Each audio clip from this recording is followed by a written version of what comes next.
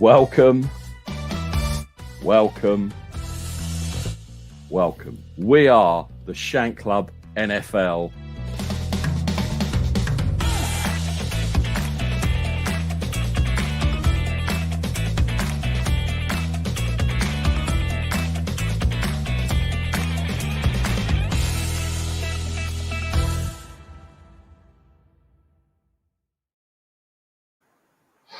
Welcome, everybody. Shank Club NFL, a.k.a. Jimmy G's Thumb, a.k.a. Alfred the Butler from Batman. You name it, I'm called it. And I'm also called a lot stronger things. But that's another story. Got a great show lined up for you today. A bit later on, we are going to be talking, obviously, the silence of the Lambs, as also known as the 49ers beating the Rams just for a change. Have you along. Got some good guests lined up. But without further ado, let's bring my co-host in. Carl, a.k.a. Mr. Mute this week, because he's got a lot of background noise going on. Carl, how you doing? I'm good, mate. Really good, thank you. You get the feeling when you get back to your first week at work, and it's always like a slog. It's always slow, and you can't get going in any sort of rhythm. It's that sort of week for me. Plus, had my booster on Wednesday, and I felt like I had to shit for like the last 2 days. So, but apart from that, my Pats are in the now in the wild card picture. We've got our playoff spot sewn up. Absolutely happy, and I get to sit back and watch week 18 completely blow up in everyone else's faces. So it's going to be a very fun week. Season finale. Everything is on the line. Most definitely, for a lot of teams, especially mine. Sorry. It's going to be interesting. Yeah, your Pats got in. Good news. The hooded genius works his genius. So, you've got to be happy with that. Nah, extremely happy. People said it was only against Jacksonville, but to be honest with you, that was a sort of like a get right game for us. Most teams need it after coming off a bit of a beating of the final 2 weeks. But yeah, Mac Jones threw really, really well. N'Keal Harry is a geriatric giraffe, and Christian Wilkinson, who stepped in for him, did more in that game than what Harry has done in his entire career at the Patriots. So yeah, we're in. This game against Miami is now meaningless. So, yeah, let's go. Good luck to your Niners as well this week, because this is for all the marbles. I'm glad you said that, because otherwise I was kicking you out. You know what I'm like. I got a bit bad trigger finger. Now, of course, last week was a very important game in Pittsburgh. And I'm glad to say that we have returning. I'll just bring him in. Sam, how are you? Good morning, sir. How are you doing? Hey, doing well. How are you guys? Great to be back. Yeah, all good here. So, Freddie is fashionably late, because I know he did want to come and talk to you about Steelers, but apparently the dog's taking him for a walk. So he might be trying to dry the dog or do something. I don't know what's happening, but I'm sure he'll join. You were obviously at the game. Saw you posting a lot of pictures on Twitter, etc. What was the atmosphere like, first of all? It was definitely the most electric time we've been in that stadium. It was crazy from the time we normally get in, about an hour before. There were so many more people already in the stadium this time, and just from the regular warm-ups were just crazy. As soon as Ben made his appearance on the field, it was you can tell it was special. And as the game got going, we actually got a lead, which is crazy. I remember telling my wife wasn't there; she wasn't feeling well, but I was telling the folks I was sitting by, I don't remember us having a lead in the first half in a long time, and it was crazy. Obviously, with all the sacks, and then my son joined in and got a couple, so that made it even more electric. Than I don't think the guys talked about it. Well, Alice never told me that. I don't think they said, okay, we've got to win it for Ben, but I think they all just had a little extra. And the crowd was obviously part of it. It was crazy. It was really nice. Yeah, definitely. Obviously going to talk about, wanted to sort of touch on your son, but we do have the dog walker extreme back. You look a bit wet, Freddie. Is it raining out by any chance? It's absolutely cats and dogs over here. It's been pretty awful. Yeah. So tell me, did the dog take you or did you take the dog? Because we know how famous your dog is at stealing the show normally when you was on here last time. No, unlike the Browns, this dog has a little bit more bite than they do. So any chance you can get a dig, just stir that a little bit more. So obviously, I don't know if you caught what Sam was saying about. Obviously, he was at the game and stuff. What were your watching from afar, shall we say? What were your feelings on the crowd, the atmosphere, and just everything that genuinely you saw before and during the game, crowd-wise? Just massive jealousy, I think, of every single person that was there.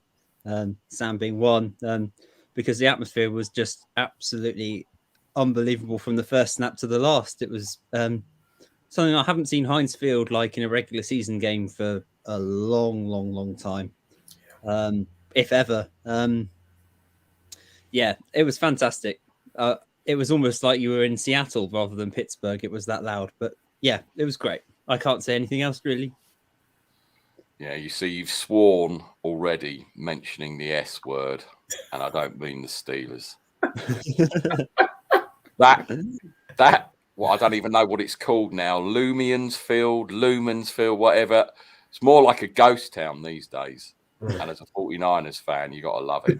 You know about ghost towns being a Niners fan. Ooh. Easy. Freddie, I'll let you have that jab because, to be fair, you've taken enough jabs. So I'll let you have that one. And the 49ers stadium has never been as empty as Heinz Field was a couple of weeks ago when I watched the game. So watch your mouth, son. Watch your mouth. What's been your impression, Sam, of how far Alex has come this season? I know last year was obviously his rookie season and he was kind of thrown in at the deep end with Bud Dupree going down. But what's been your overall impression of Alex's game this year? How much it's elevated? I've been pretty pleased. Early on, I think he was a little disappointed. The sack numbers were higher, but looking at the big picture, particularly him against the run, he just got better as the year went on. And I don't remember which media outlet put it out there. I think ESPN was putting stats out, and he had the best win percentage against runs about middle of the year, and he shared a screenshot. I think I tweeted that he's number 7 in the league in tackles for loss. And what I was going to do is like look at the people above him and then subtract their sack totals. So I know sack total he's only at 6, but I have a feeling he's probably one of the best edge people against the run, if not the best. And so I think that's impressive. It shows he's gotten stronger and he's really worked on maintain that edge. And he for a while we had to get him a little pumped up. I remember after the what game was it? The Packers game. He was really disappointed. He hadn't recorded the sack yet, and he just kind of thought that all that work had not paid off. And I mean, he was really down on himself. We just kind of kept encouraging and said, it'll come. And he's got him in chunks. Like two games, sack and a half, one game, 2 sacks, and that 1 sack against Kansas City. So he's had it's like a feast of famine, I guess. But overall, I'm very pleased with the development and improvement. I'm interested in hearing from him on his exit meeting, see how that goes, and see what they want him to improve on. But we feel good. Yeah, I mean, obviously, I don't watch a lot of Steelers games, and I watched a few earlier in the year just so I can then tweet Freddie and laugh at him because the Steelers have lost again. You know what it's like. And the couple of games I watched early, he kind of seemed off the pace a little bit. especially on the runs. He was kind of like in quicksand for a couple of times that I saw him on the field. And then, obviously, I didn't watch it. And then later in the season, when I watched a couple of games, he looked...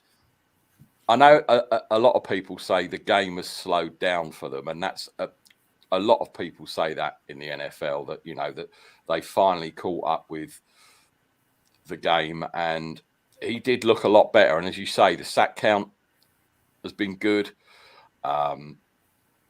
And that was the Achilles heel, or certainly that I saw the games that I watched, was the run defense wasn't anywhere near as good as it should be. And then all of a sudden it's kind of picked up again. Yeah. Obviously, TJ Watt, I think he's going to break the Strahan sack record. I would be amazed if he didn't. And fair play to the guy. And it helps when you've got when you've got a decent line, and obviously other people can take up other players. That leaves him one-on-one matchups, and he's probably going to beat him 8-9 times out of 10. So that's good for him. Freddie, what do you think? Obviously, you watch Alex more than me, and his dad's on here. So tell me what you think. I've been impressed. Its development throughout the year has been really, really good. Particularly more recently. There has been some issues in the defensive line in general about the run, but that's well documented that it really hasn't been where it should be. We've had big losses in the center of the defensive line, though. The likes of Chewett being out for the year, that's been a massive loss for us. Alualu, another one. So there's a couple of guys in there that are big losses. But Alex is one of those understated guys who never really gets talked about, but he gets on it. He gets on with it, does his job, and does his job very well. He got to Baker quite a few times on Monday night, and if not, he was always there to stop Nick Chubb getting anywhere. The 3 or 4 times that Stefanski actually bothered to give Chubb the ball. But I've been generally pretty impressed. All the plaudits always will go to TJ, and he has been absolutely outstanding this year. But there's other guys, Cam Hayward, another one who's been very, very, very good. And others, even the rookie Loudermilk's come in and done a really good job. So, yeah, there's some promising signs for Alex, and there's some promising signs in our defense in general. So, yeah, I'm fairly content. We've got to improve our run defense, though. That is one thing that does need to be sorted out in the offseason. Yeah, it does. And I think the growing injury probably bothered him more than he realized. And actually, I was sitting here thinking after I said what I said, that I think that was definitely a part of the first few games. And I think after that, maybe in his mind, he was still concerned about it. But yeah, I can't remember at what point he's been 100% healthy there. But that slowed him down. It did. It really did.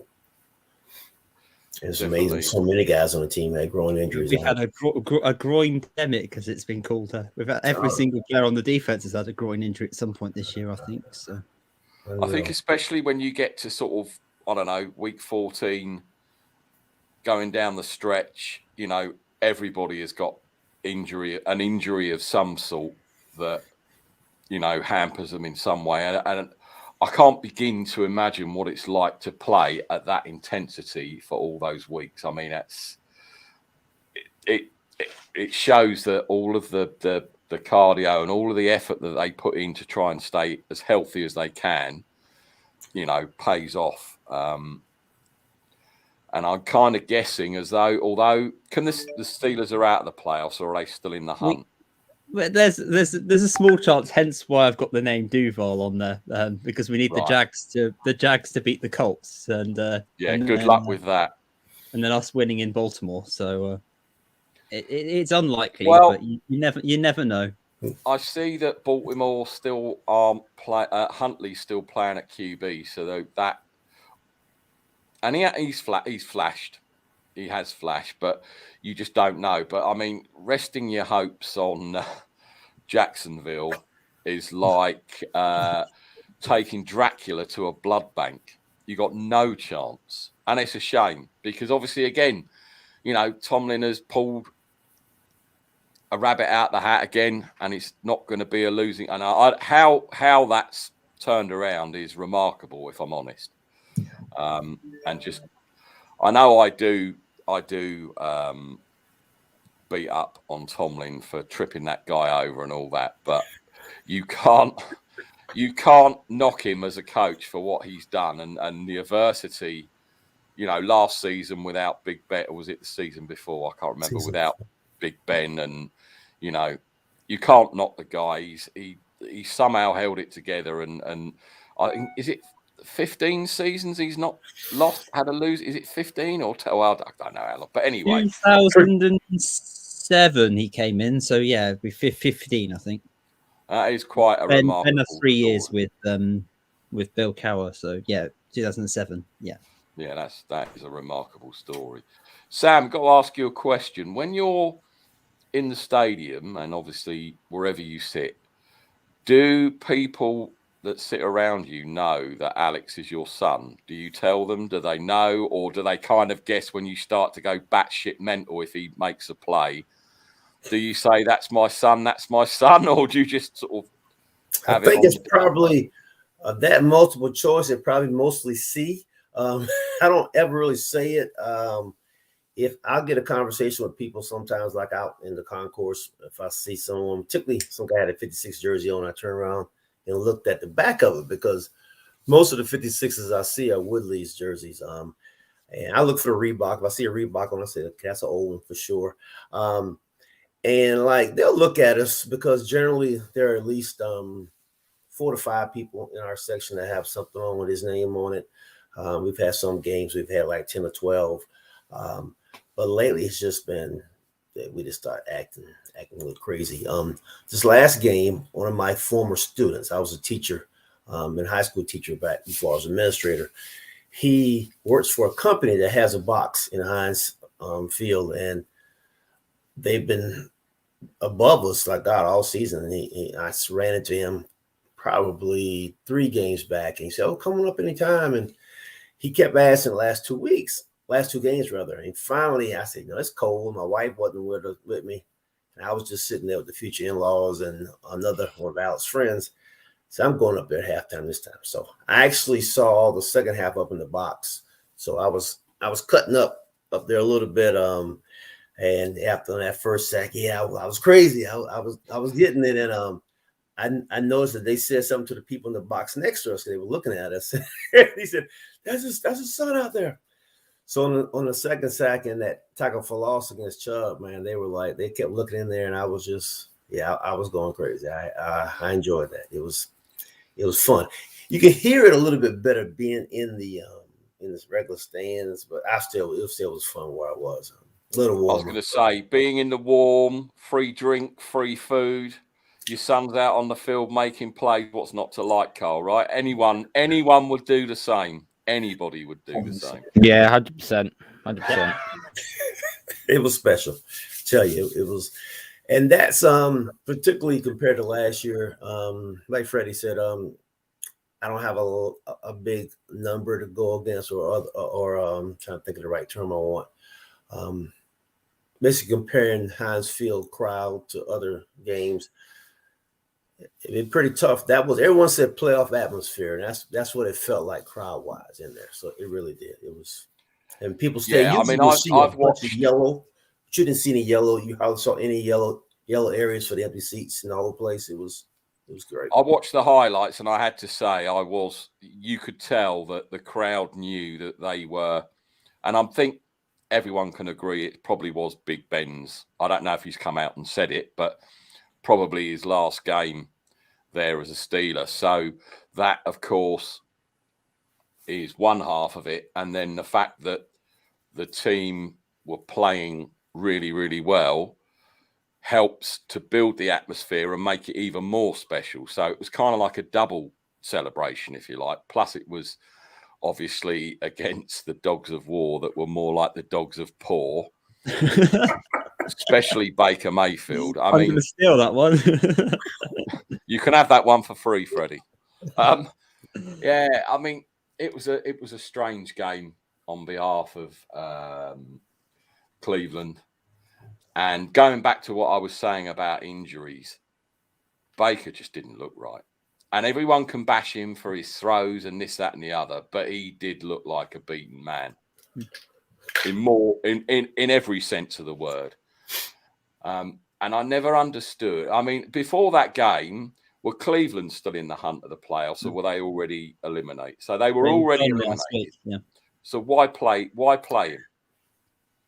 Good question. Makes I don't think zero anyone knows the answer. Because the reason why they play him is, well, I don't think it's because they play. I think it's because Baker Mayfield just wants to play.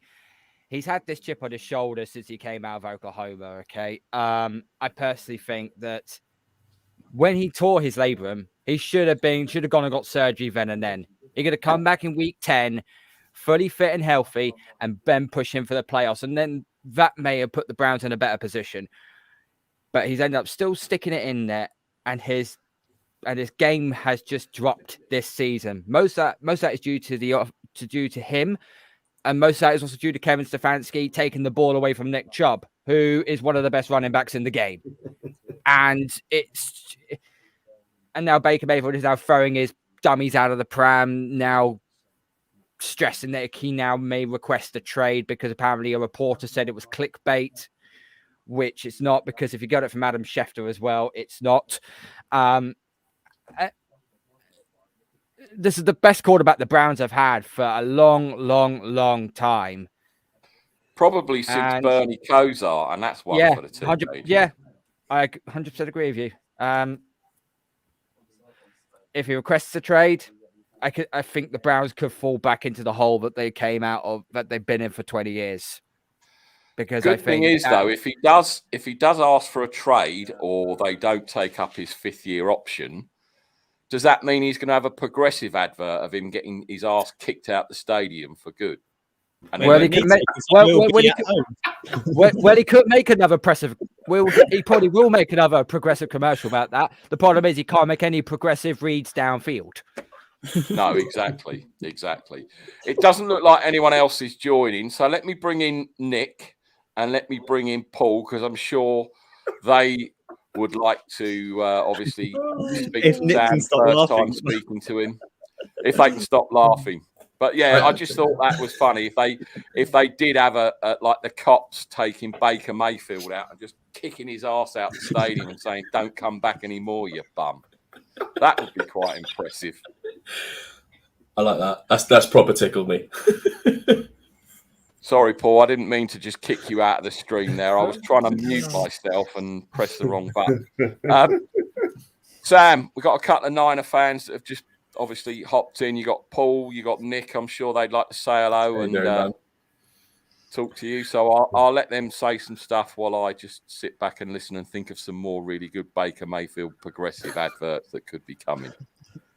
I was just saying, Nick, in the comments, Sam, it must be awesome seeing your boy make a play on the field. I mean, obviously, being from the UK, never played a down of football in my life, and you get into this game that we love. Listening to you say you were up in that stand and watching your boy on the field. I mean, I was getting chills listening to you say about it. So for you to be there, that must have been awesome. I've said surreal so many times. I think I've burned the word, but that's really the best word. It's crazy because it's like I see him. It's almost like I put him in a little dream. Like he's not really a part of that. He just got put in there like these funny commercials you see where somebody's on the field in the lounge chair and they wheel him out there. But it is real. And the fun, I didn't see this earlier, but the second sack, the people in the box next to me were doing this here mess because I was just jumping around going crazy. And someone said, "Look over there," and I just laughed. And it's a pride thing. It's something it's never a goal of mine. I think it was an inside goal of his, but kids have those goals. But it's crazy. I do get at a loss for words thinking about it, and just so proud. And I'm just looking forward to the improvement next year and the following years. And we're like this third year of his 4-year contract. We're hoping it'll be a really good year, so we won't go into that fourth year worried. But it's a business. We understand that, so it's a business.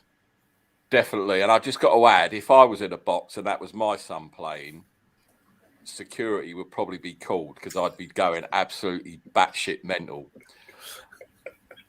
And I would not be able to control myself. I know I wouldn't. It's really funny. Quick story. Very quick story.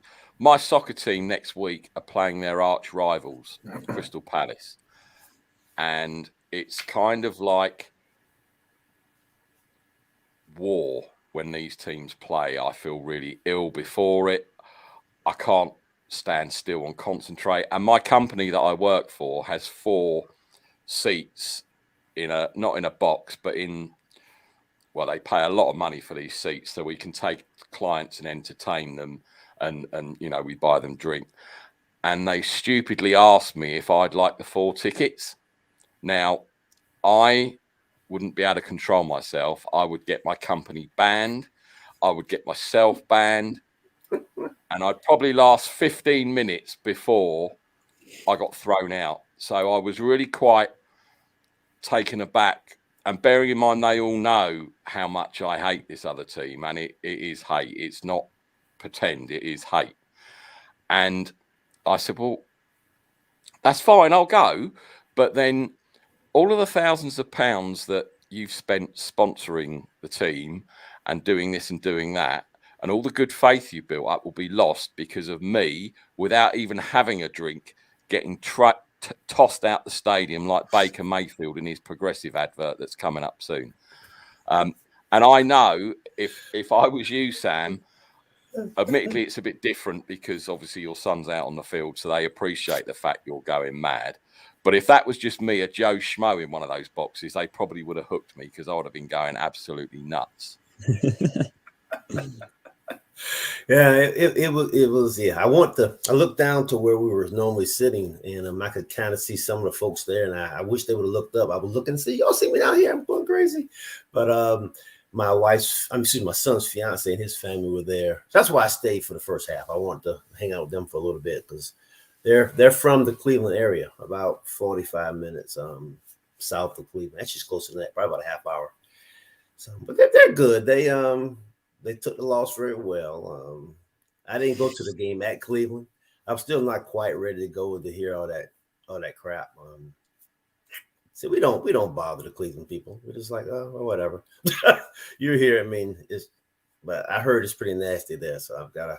Because, of course, that's the other thing as well. Obviously, you being Alex's dad and you're in enemy territory and you're not sat with like other Steelers families or something like that, and you're in the middle of the dog pound, for instance, because that's the only tickets you could get. And, of course, Alex makes a play and you want to be careful because you don't know if they're going to be disrespectful or whatever.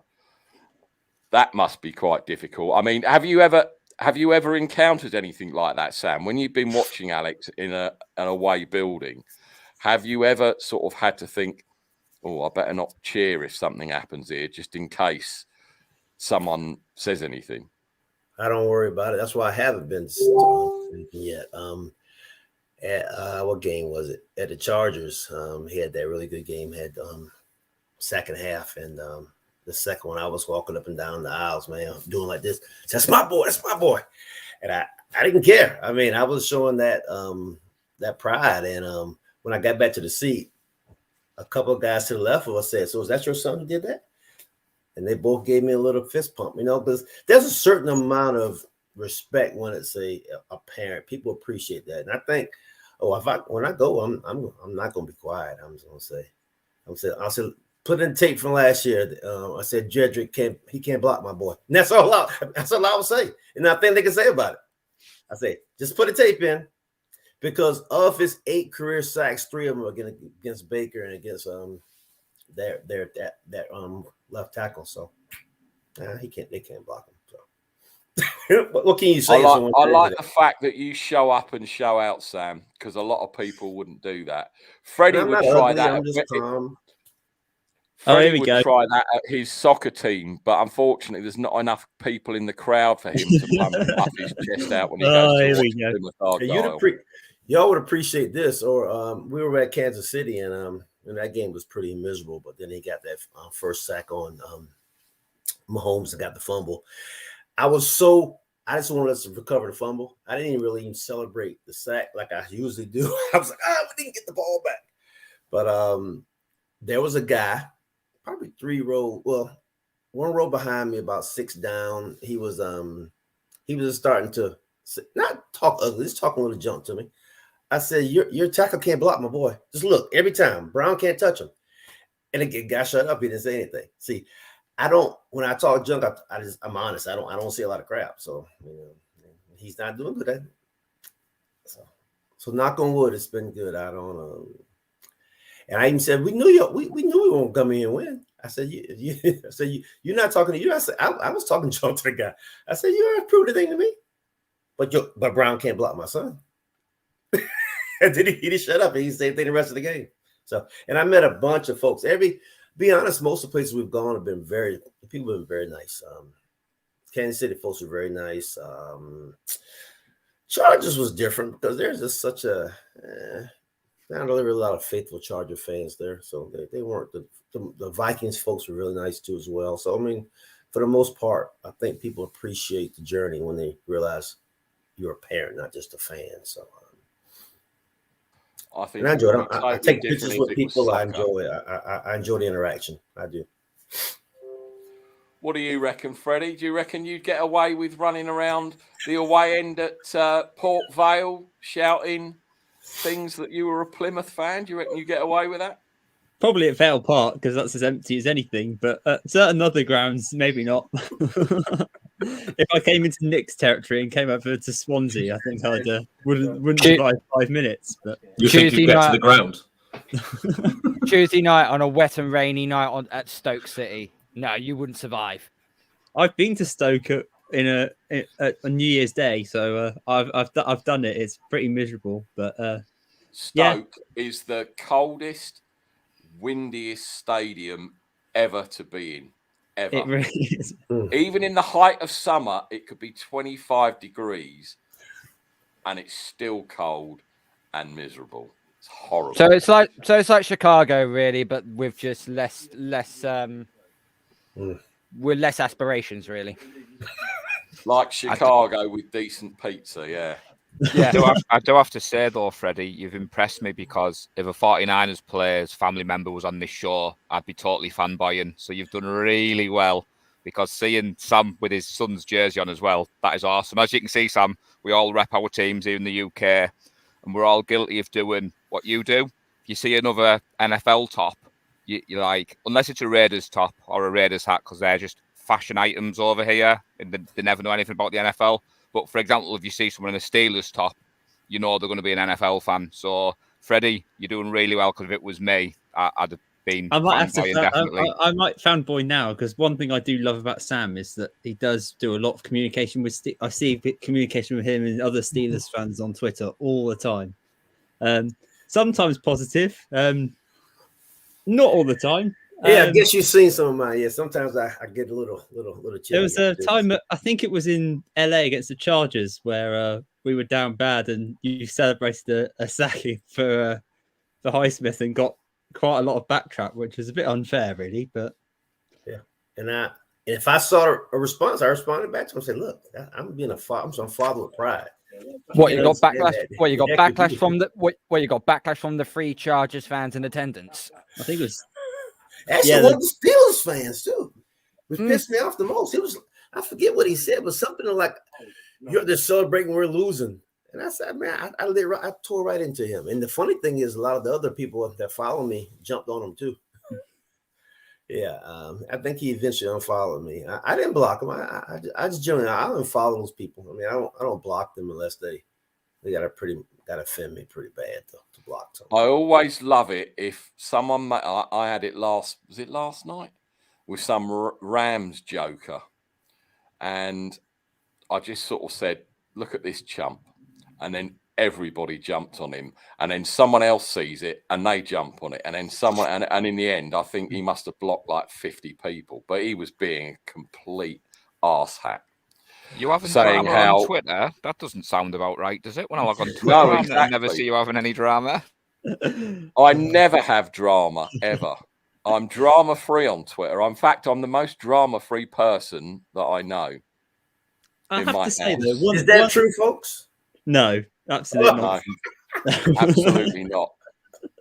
Do you know what, right? And the funny thing is, these spaces that people do, I have people sending me spaces to go on their spaces so that they can cane me about Jimmy Garoppolo at 2:30, 3 o'clock in the morning.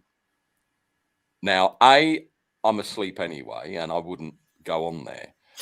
But I must wake up to at least 5 requests from people who want me just to go in there so that they can bait me into losing my shit because of Jimmy and Trey and all the rest of it. And it's quite frankly, it's ridiculous. And it's the same people always sending the same requests, and I never go in there. So I don't know why they even bother. But no, I don't draw any heat ever. I'm like the St. Paul of Twitterverse. You believe that shit, you believe anything. Hey guys, I've got to run probably like 5 more minutes. We switched our plans. We're driving up to Baltimore today, and the good thing is because it's an ice storm coming, so I don't know. We might get stuck at the hotel, might not even get to the stadium, but we're leaving here in a few. But I did want to tell you early before we appreciate you coming on. Load the back of the car up with rock salt. Go and buy some rock salt, then that and a couple of cups, and then that way you can clear all the snow and ice out of the way, and you'll be able to walk up to the stadium. I'm sure your wife will love carrying like 25 kilos of rock salt on her back while you sprinkle it as you walk along. That'll be fine. That's a thought, though. I didn't think about that. Yeah. What about taking rock salt or getting your wife to carry the big bags on her shoulders while you're? She's always mad, so I don't know about that. But the rock salt, since we don't get a lot of snow and ice around here, we're fortunate. Whenever North Carolina gets a little bit, you'll see the southeastern corner of North Carolina just clear. So we rarely get anything here. So how long of a drive is it for you to Baltimore? From here, probably about 6.5, and that's modest. I mean, it's not that bad. Pittsburgh, that's cool. 11. All right. Well, I'll let everyone say their goodbyes to you, etc. Have a good time tomorrow. Hopefully the Steelers win, and it's not very often I say that. And I'm only saying that because you're on it, Sam, because I'm picking Baltimore when we do the picks. I figure, and I will say thank you, but I'm definitely pulling for the Niners. Nothing against New Orleans. I guess it's partly being a Panthers fan and never pulling for them, but New Orleans just doesn't seem to me to be a playoff team. I mean, and granted, we don't either, but we got a chance to get in. But Niners, I think, deserve a shot the way they played down the stretch. So I do hope they get in. That's very kind of you to say. I appreciate that. But I'll let the guys say their goodbyes. Carl. Sam, cheers for coming on, mate. Much appreciated. Well done to your boy. He's had a very, very good season, and I hope he enjoyed the 2 sacks he had on the night from the Monty Python's. Oh no, sorry, that was Baker Mayfield. Sorry. And hopefully we'll get you on in the postseason. Hopefully, if we can. I will join for sure.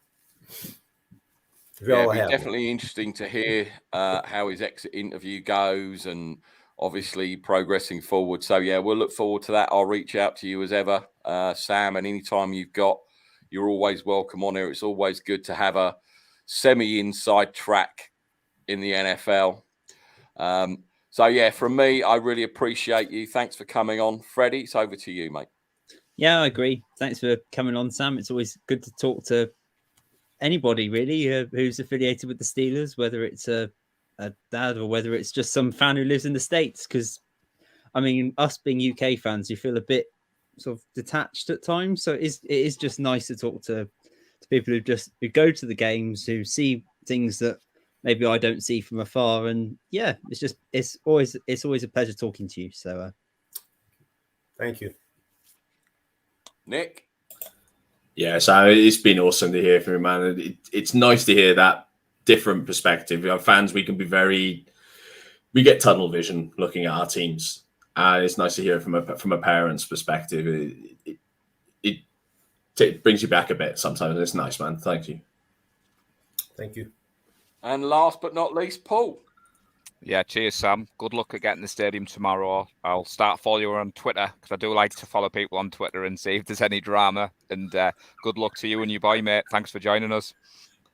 All right. Yeah, and I if y'all haven't seen it though, one of the posts, I think it's pinned now. It says hey, progressive energy guy, meet my son. It's got Mal's right on top of him. I think it was the second sack. I don't remember which one, but it's pretty good. I think I'll leave that pin for a while.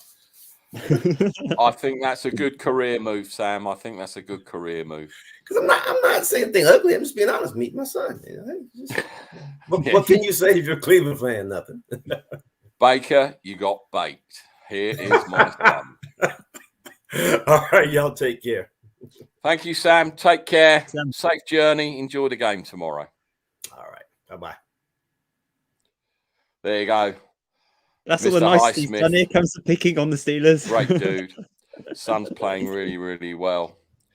It's always good to have him on. Absolutely. And I'd get banned. They would kick me out the stadium because I'd find another fan of that opposing team and I'd be right in their face. You see that? I never knew you were a massive Palace fan, Nick. I love Crystal Palace. They're my favourite. Yeah, he did glaze over a little bit with the old English football, didn't he? I must admit, I've totally distanced myself from English football these days, being from up north. It's just the 49ers for me. And when Nick was talking about the rivalry, I could see Sam thinking, what team is he talking about here? But no, Freddie, I'm with you this weekend. I want the Steelers to win. I don't know if you'd seen Nick, me and Freddie had a little bit of light-hearted banter on Twitter when I was trying to wind him up with the old Nick Bosa, but he didn't fall for the bait, bless him. No. He got a few people to back him up as well. Trouble is, he gets very thick-skinned, you see, old Freddie, because he gets so much shit on here. He's toughened up. I'm used to it. You've got to have thick skin when you've got no hair on top. You've got to protect yourself. Absolutely. Yeah, exactly. Yeah, you should have a hat. That's much better. Right, NFL news. Anyone want to talk about Antonio Brown, or does he not deserve airtime? No. Move on. Can't be bothered. Ball swim. Although I do like some of the pictures that came out with some of the there we go. banners that he had. That was quite amusing. Oh, that was good. Yeah. He does not deserve an ounce of airtime whatsoever. He really. All the problems he is making is of his own. And I'll also say this as well, okay? Remember, it was one of the reasons was he was throwing a bit trip because he wasn't getting. He was like some sort of like 8 receptions away or some sort of yardage away from getting his is like insensitive bonus. It was like $300,000 bonus or something along those lines. He then cooked up a storm where on the sideline he actually threw out to the fact that he wasn't getting the targets and he wasn't getting his money. I'll add this to a fact, okay? If you hadn't had your didn't pull off a stupid move of not doing an unvaccinated card for those 3 games, you would have got your incentive. So shut the fuck up. Yeah, you're going to tell us how you really feel then, because I don't think we quite got the emotion there, Carl. If you want to see Carl's emotion, go back to his video where the 49ers went up in the draft to 3rd. That's emotion. If anyone hasn't seen that, you really must go and see it because it is so funny. To be fair, Carl, the sofa has never recovered and the ball is still deflated. I've heard you talk about it, but I was just about to say, Carl, I saw your video the other day when you were thanking people and stuff. And again, the community that we're growing, I was quite impressed with that. And I think I was like, oh wow, I didn't expect it. I was just scrolling Twitter and I just saw you. Normally you're promoting your own channel and stuff for you and Freddie and you and Nick. So to see what your fans and people, I thought was pretty good, mate. No, I That thought was I'd the just best give the 50 shout. quid I ever spent in putting that out for me, I tell you. No, it was just a good idea because Warrior Bowl, they're obviously a fantasy league based organization, and most people could probably survive around maybe 3 to 5 fantasy leagues and juggle it between them. They run well over 100 leagues across 26 different countries, which is absolutely unbelievable. And all the money they raise, it all goes to charity. It doesn't go in their back pocket. As I said, they've raised nearly £20,000 this year, which is simply outstanding. So it was just nice to just get the word out there. You know, they're doing a Super Bowl charity party in at a place in London Bridge. And it was just nice just to get the word out as well. So, you know, it's just giving back to the community. You know, if they help you, if you help them, they help you. I know I'm like therapy for you, Carl, and I appreciate you, mate.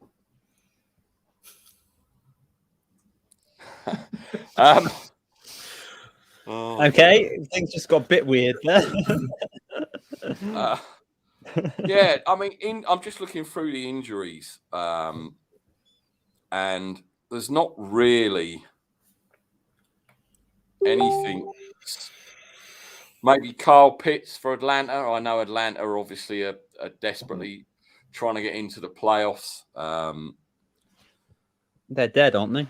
They're gone. No, They're dead. It's only the Saints and Niners left now.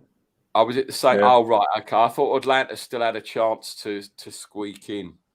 Okay. No, they don't. yeah, But they don't. But the Falcons are not going to let the Saints come into their home and freaking and do that. They're going to want to put up a hell of a fight. And I do think Kyle Pitts is playing, even though he does have a little bit of a hamstring issue. But I think he is going to be playing in this game tomorrow night. And of course, we've got a game tonight as well, haven't we? I forgot about that. 9:30.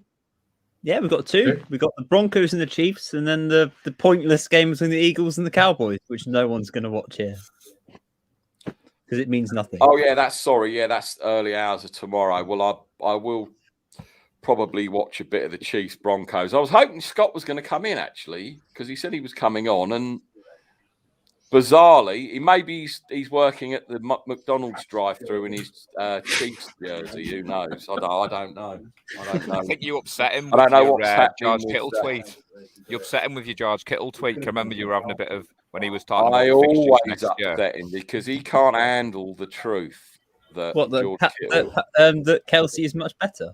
No, Kelsey is not much better. Come on now. You don't believe that, Freddie, for 1 minute. The only reason I would love either on my team. So I think the only reason that Kelsey would get it over Kittle, and this has been one of the big things about Kittle, is his injury record. That's the only thing I think that separates them, is the fact that you can pretty much guarantee for a few weeks of the season, George Kittle will have an injury. If he was injury free, I don't think it's a contest. I really don't. Well, he does do more blocking, doesn't he, than Kelsey? Kelsey's more of a wide receiver, for want of a better word. So, but yeah, I agree. The injury. I have a friend who's a Packers fan. He's more an Aaron Rodgers fan, and that's his knock on Kittle. He's always like, "Oh, Kittle's always injured," and you've given him that big contract. And then when me and Nick went to Bristol and we had our Club 85 tweet, which was just a bit of banter.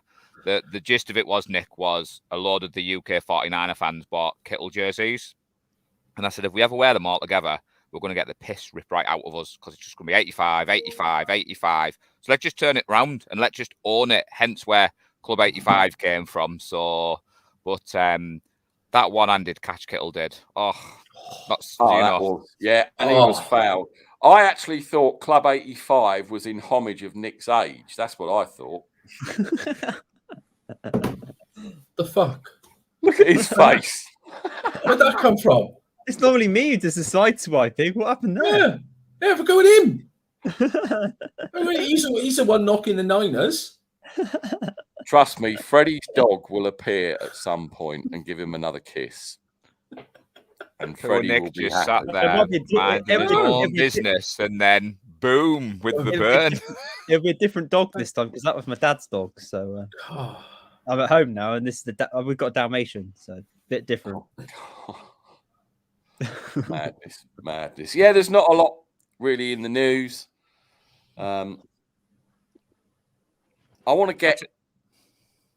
I want to. Sorry. Carl's on mute and he keeps talking. We have no idea what he said. He does. Carl, Here we go. Carl, inspirational. First comment coming in. Jamal Armstrong, Kittle much more of a complete tight end than Kels, though. Kels is a great receiving tight end. Kittle is great at receiving and blocking. What do we think about that? Well, it's the truth. Another biased Niners fan. It's the truth. Don't get me wrong. There was a lovely video that's gone out recently of Kels pancaking a guy. The problem is, videos like that are a rarity for Kelsey. They are the norm for Kittle. We expect that. I expect an attrition with Kittle because of the volume of work that he does in the trenches and as a receiver. Plus the fact, look at the sheer volume of defenders it takes to bring Kittle down. You're going to get hurt if you're carrying 5 men on your back. And they aren't small men that he's carrying. He's carrying big lads. That's why I say that the Seattle Seahawks are the strongest team in the NFC West this year because they're carrying every motherfucker on their shoulders. Fucking lame. It's so nice to be so crap. It's lovely. I love it.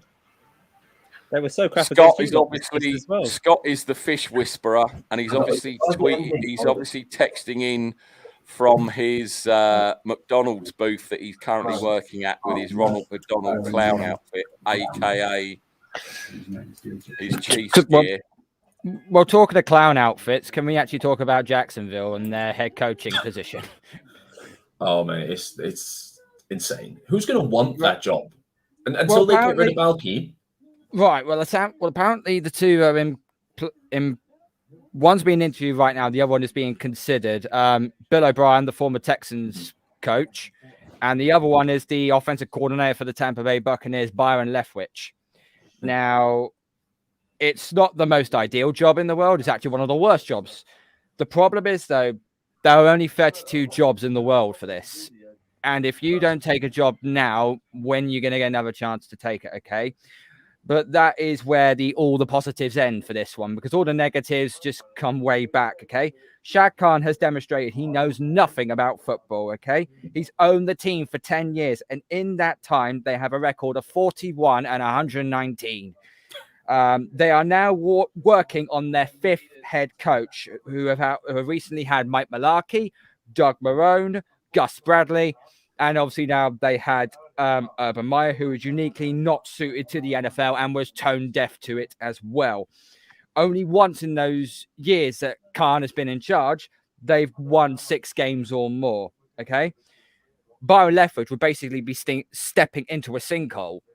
The only crumb of comfort that he has is that he's been ranked in the last 3 years. He's been ranked third, and second as on an offense as offensive coordinator. Now, you could say most of that is down to Brady, but he also had Jameis Winston, who threw 30 touchdowns before he left. Jags fans are apparently going to be going to the stadium as clowns and wearing clown masks with the mustache on it because obviously they hate their owner. I personally think if Byron Leftwich takes this job, take it with your eyes. Because if you say win 6 or 7 games next season, you may get some franchise which is much more better, more organized, and in a more better position to go to the playoffs or go far in the playoffs. Let's say we want you, then you take that job because the organization of the Jacksonville Jaguars is an absolute shithole right now. Yeah, it is. I'll be honest, I think they do a lot well to say to Harbaugh, look, we're going to get rid of Balky. Come and be our head coach, and let's go find you a GM that you will work with. That's what I would probably do. Bill O'Brien. Bill's not a bad coach. He's a terrible general manager. Yeah, this. He's not a bad coach. His record at Houston Texans as a coach is actually pretty good, really. The thing He is, won, though, he won multiple AFC South titles. Oh, here we go. Oh, I can he'll see get him in he'll his get the corner. job though, and he'll trade Trevor Lawrence away, won't he? For like a bag of crisps or something. I can't say much about stock because they absolutely destroyed us a couple of weeks ago. So, Oh, look, he's gone. He was here and he's gone. I'll wait till he comes back to do my He's wife. gone for his jacket just so he can get the full look because he's heard you talking about him. That's what he's done. Yeah, he's going to go and get his Ronald McDonald clown. He came in and went just like the lead they had over the Bengals last week. Don't mention the Bengals. Are we? I told you this episode was just going to be fire. I told you this. Scott, how are you, brother? Are you well? I wake up a little bit late and I turn on the Shank Club and we're talking about fucking blocking again. Well, it makes a change because we're talking about blocking. Nick, it's a big part of the game. Talking about chokeholds in the Super Bowl against Nick Bosa, but of course we don't mention the Kansas City choke artists. Nick, no one cares about blocking. You know what people care about? 1,000-yard receiving seasons and catching touchdowns. I bet running backs. By the way, blocking. Scott, can I have 2 Big Macs and a large fries, please? And I'll be round to collect it shortly. If you can afford to pay me after that 50 pounds you lost on the Niners Rams bet, yeah, I'll get you something. I told you I will pay you. It's fine. And no, I know. You'll take it off me when we meet up. So you can. I'll buy you 50 quid's worth of McDonald's. If you wear your McDonald's outfit that you've got on now, will you get staff discounts so we get more for our money? Yeah. Cool. You get the friend discount, Nick, for sure. Yeah. It's called the Patrick. It's called the Patrick price. Come on. Exactly. The Patrick price. There you go. Exactly. No, now I'm good, man. I slept a little late today. I was up a little bit late last night, so kind of a long week.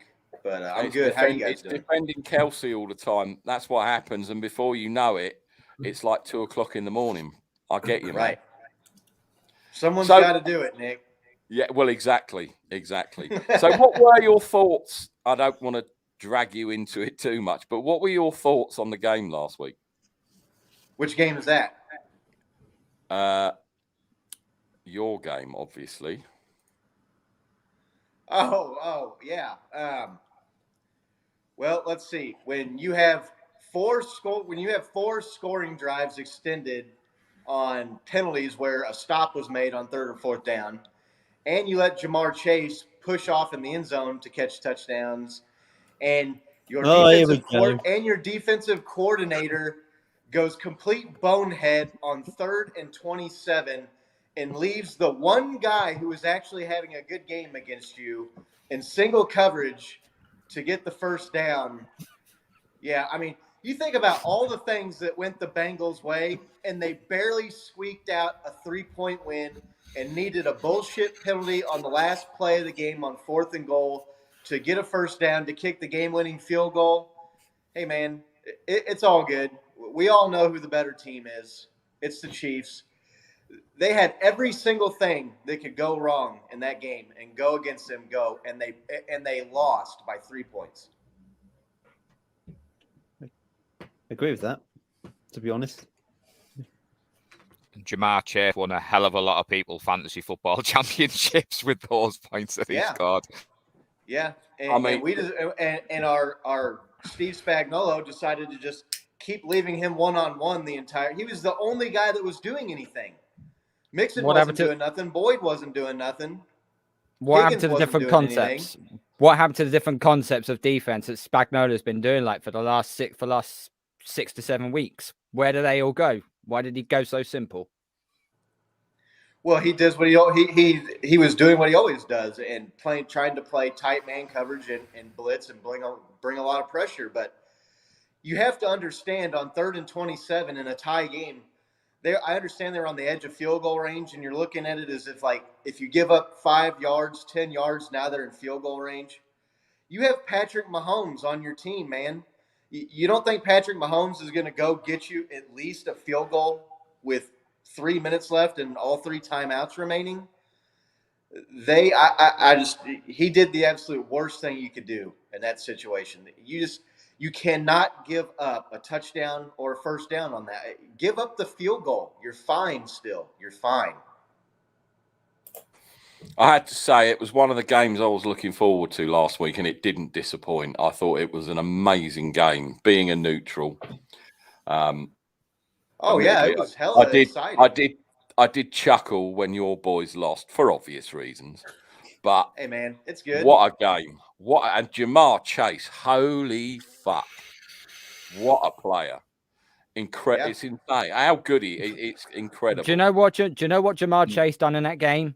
He done what Tyreek Hill has been doing to the AFC all throughout his career, just burning them. You don't put Jamar Chase 1-on-1. You will get burned for it. And that's simply what happened. You didn't play a deep safety over the top, so he couldn't come down, and you couldn't use T. Higgins or Tyler Boyd as the next receiver to step up. It was the Burrow Jamar Chase show all day on the Bungles offense. T. Higgins made a couple of good catches as well, didn't he? But as you say, it was Jamar Chase, with a bit of Jamar Chase thrown in just to sweeten the deal. But Joe Burrow. And really, Joe Burrow's been playing outstanding. Had good coverage on Chase on a lot of those catches.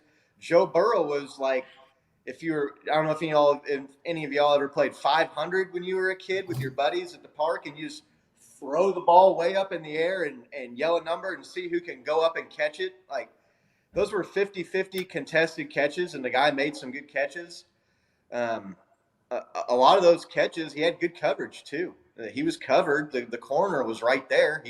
He just out-jumped him or out-muscled him or whatever it was, to get the ball. So kudos to the Bengals.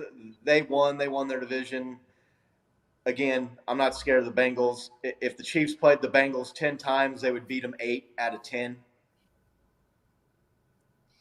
Yeah, I just think it was interesting. Sorry, Nick. I think it's interesting as a Niners fan, and we all get in our little bubble, to come on and listen to a Chiefs fan. And I mean this with all respect. Like, you were mourn about some of the calls that we whinge about our own teams. And, like Nick said, it was one of the games of the week last week for UK neutral fans. As soon as you saw the fixture, you thought Chiefs Bengals, and it definitely didn't disappoint. But I think you'll beat them if you play them again, personally. Yeah, it stings losing the 1 seed possibly here. I don't know. Maybe the Texans can beat the Titans. The Chiefs, if they win and Tennessee loses, they can still get the 1. Losing the bye week hurts. But even as the 2, you're only looking at maybe having to go on the road for just the championship game.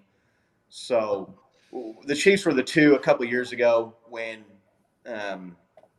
they went to the Super Bowl and won it. The Patriots lost to the Titans at home as the 1 seed, and so the Chiefs ended up getting the AFC Championship game at home.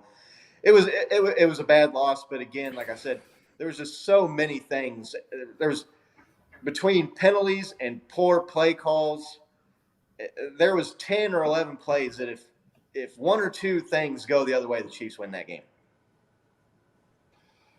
And if my grandmother had balls, she'd be my grandfather, but she isn't. Well, I don't know. Not nowadays, Nick. I don't. Yeah. Grandma's identifying as grandpas all the time over here. Well, yeah, exactly. Okay, but now, before we pick games, from non-49er fans, have you seen any of Trey Lance from last week? Yeah. Yes.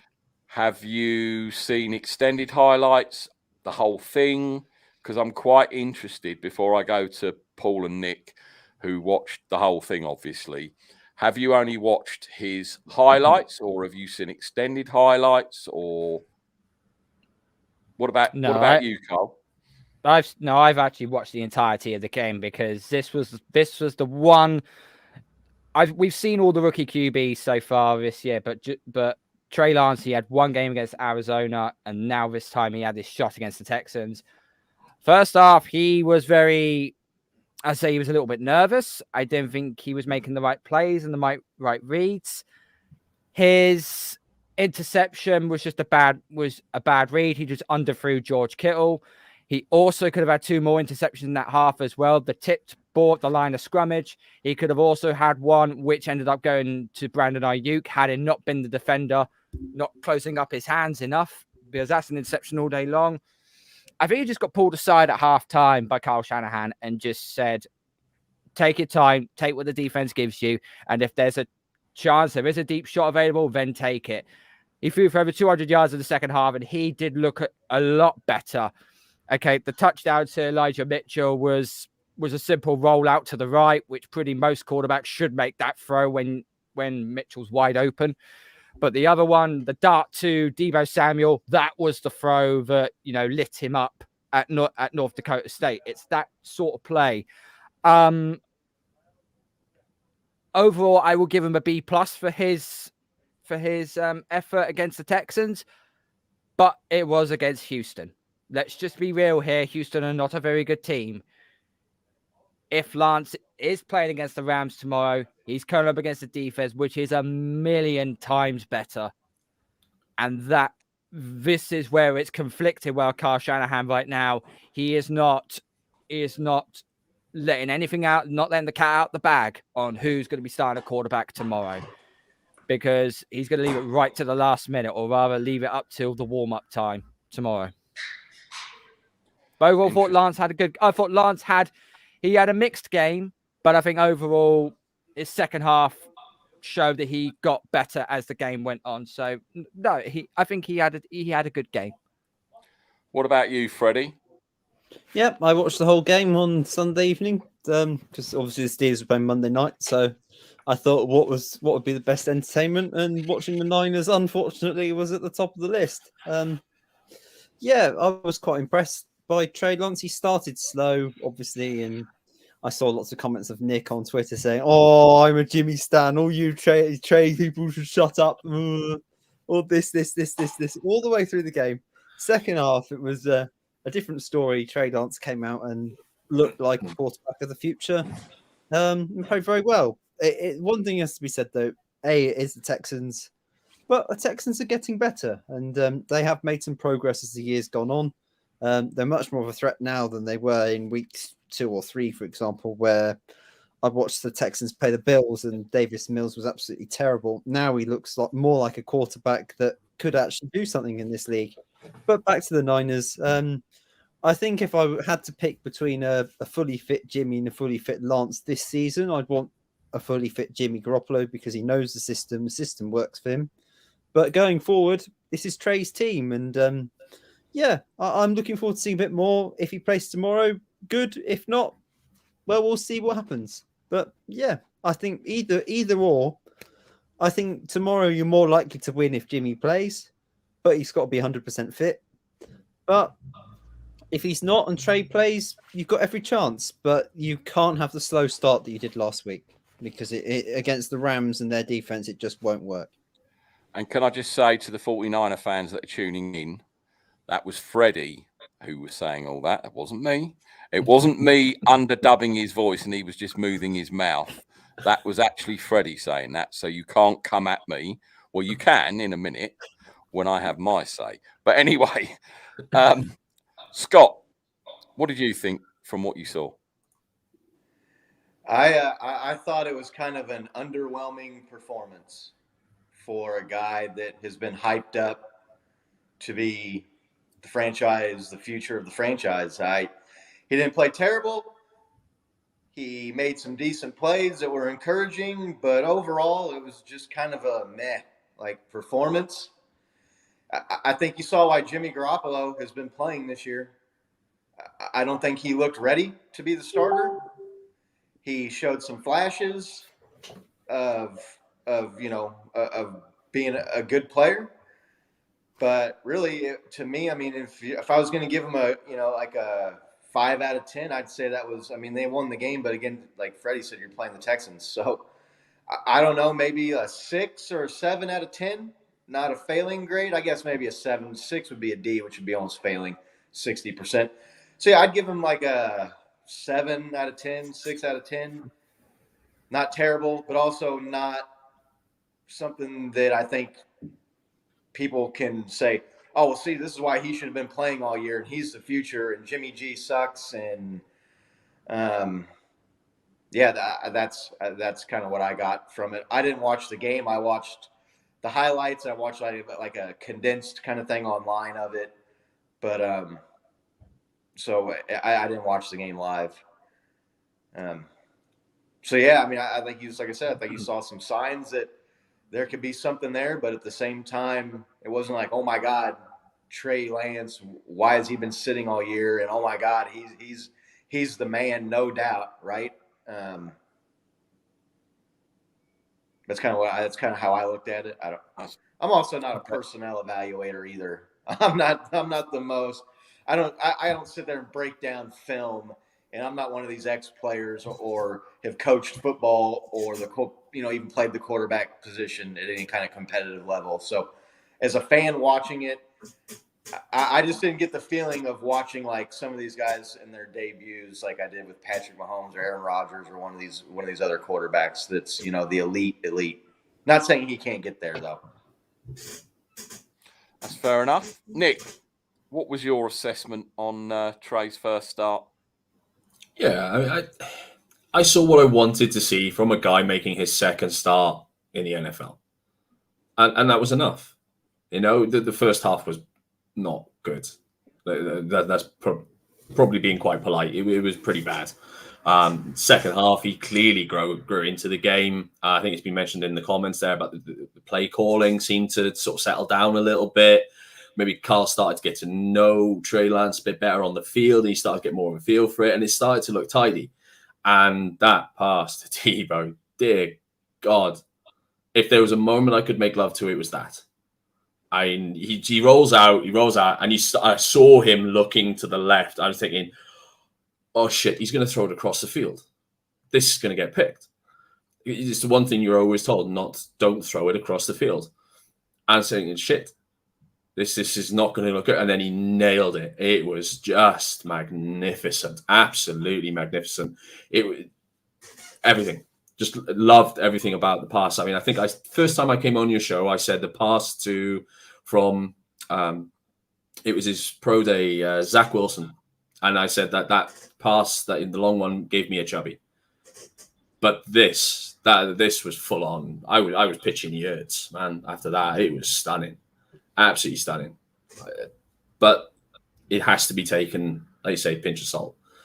It is the Texans. What grade would you give him, Nick, overall? B-. B-. I think it's a little bit more than a C. I think that the pass from Debo earns him more than a C. But it wasn't spectacular, but we saw enough. Definitely. Paul, what's your thoughts? I just wanted to say that we all rule the Texans out, but they did beat the Chargers a couple of weeks ago. I'm just throwing that in there, Carl. I had someone on Twitter say that to me, and I thought, it's the NFL. It was the Texans. Yeah, granted, but the Chargers keep on tripping up over themselves every given time, so they're just as inconsistent as that. And we beat the Bengals, who beat the Chiefs last week, and I'm spitballing because as a guy, when we do the 49er, the NFL was just drunk in principle. Everyone's beating everyone, and no one can get a fucking idea.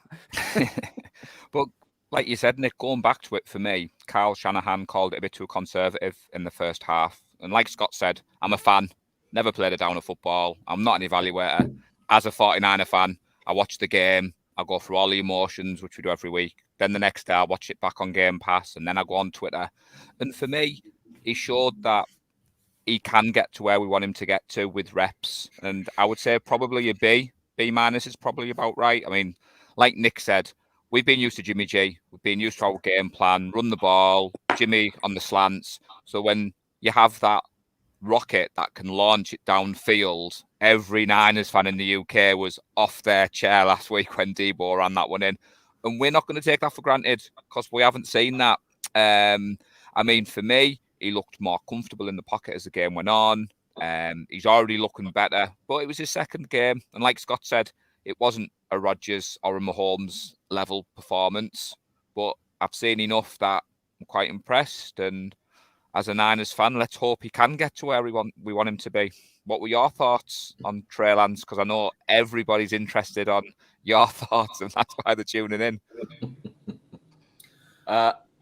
Unfortunately, you're going to have to wait just a little bit longer because Ryan has jumped in. So you're going to have to wait just a few more minutes for mine. Ryan, good morning. How are you? Good morning, gentlemen. Good morning, gentlemen. What up, Ryan? How you doing, mate? What's up, Scott? What's up, two Nicks? What's up, Freddie? What's up, Carl? And I don't know your name that well, but Paul, I don't know you that well, but nice to meet you. How you doing, guys? What's going on? Yeah, we're good. Doing We're good, bro. good. What was your assessment of Trey Lance and your grade for Trey Lance? Yes, and me? Yes, because I'm going last because everyone's getting ready to get the daggers out to flame me because I'm ready. Well, none of my guys, my brothers on our show, they gave him a B+. Wasn't for the interception, I would definitely give him at least an A because the first half was shaky, but then he opened up in the second half. So I give him the A. If it wasn't for the interception, I would have given him A+. Because we all expected him to do that, be shaky in the first. Then he started to unravel himself and start getting it going. So that's my take on it. Cool. Yeah, it's fair enough. Gotcha. My grade was a B. Now, everyone saw my tweets and my thoughts. That's it. I'm unfollowing you, Nick. As the game went on. So I was grinding people's gears to a certain extent. I'm not going to lie. Because every time Jimmy throws the ball and he fucks up, everyone jumps on him. Everyone. Oh, that was underthrown. He should have done this. He didn't do that. He didn't see this. He could have done that. Why didn't he? So I thought, you know what? Fuck it. I'm going to have a little bit of fun just to see if people come at me. And surprise, surprise, all them fucking people fell for it.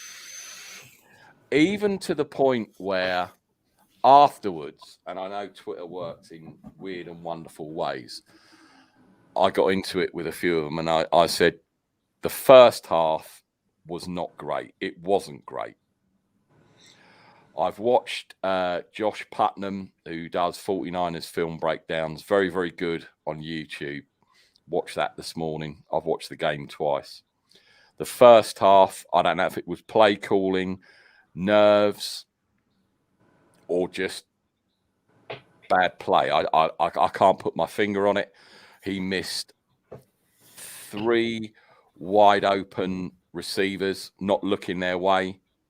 Rookie, I get it. But again, that's Jimmy G.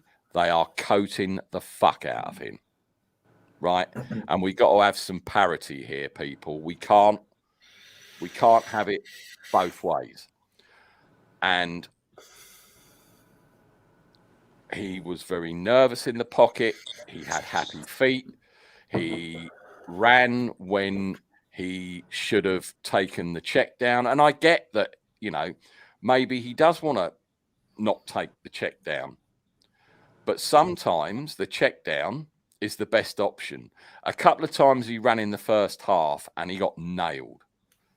He might be able to outrun the linebackers in college and run over them. He's not doing that in the NFL. It's not going to happen, and he needs to learn that. Especially at North Dakota State. Yes. The 38 seconds we had at the end of the half, I thought he was immaculate in his play. He should have, unfortunately, hit Debo in the end zone. Some say it was a bit of a shady call because the defender had hold of his arm and he couldn't get both hands, but that was a beautiful throw. That ball was placed exactly where it needed to be. And if that defender hadn't have had hold of his arm or even just a bit of his whatever, that would have been a catch for 7. Came out in the second half, and I thought it was night and day in the second half. And I was really, really impressed with what he did. That throw to Ayuk, the touchdown, it was so much better, but he still kind of worries me a little. Now, the thing that worries me in this game coming up, which we are going to get into, is if you fall behind big and early, and I'm not saying Jimmy can do it, and it will be a massive test of Trey Lance. Because as everyone said, yeah, the Texans, blah, blah, blah, defense isn't good. But this is a whole next level.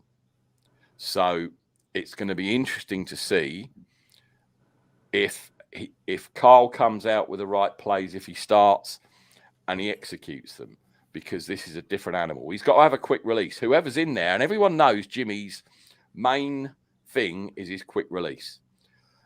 Trey looked so much better in the pocket for such a young player. He had good presence in the second half, and there was a couple of times he could have stepped up into the pocket and didn't, and chose to come out a bit. He took a couple of sacks, I think, which probably are on him. But solid B for me.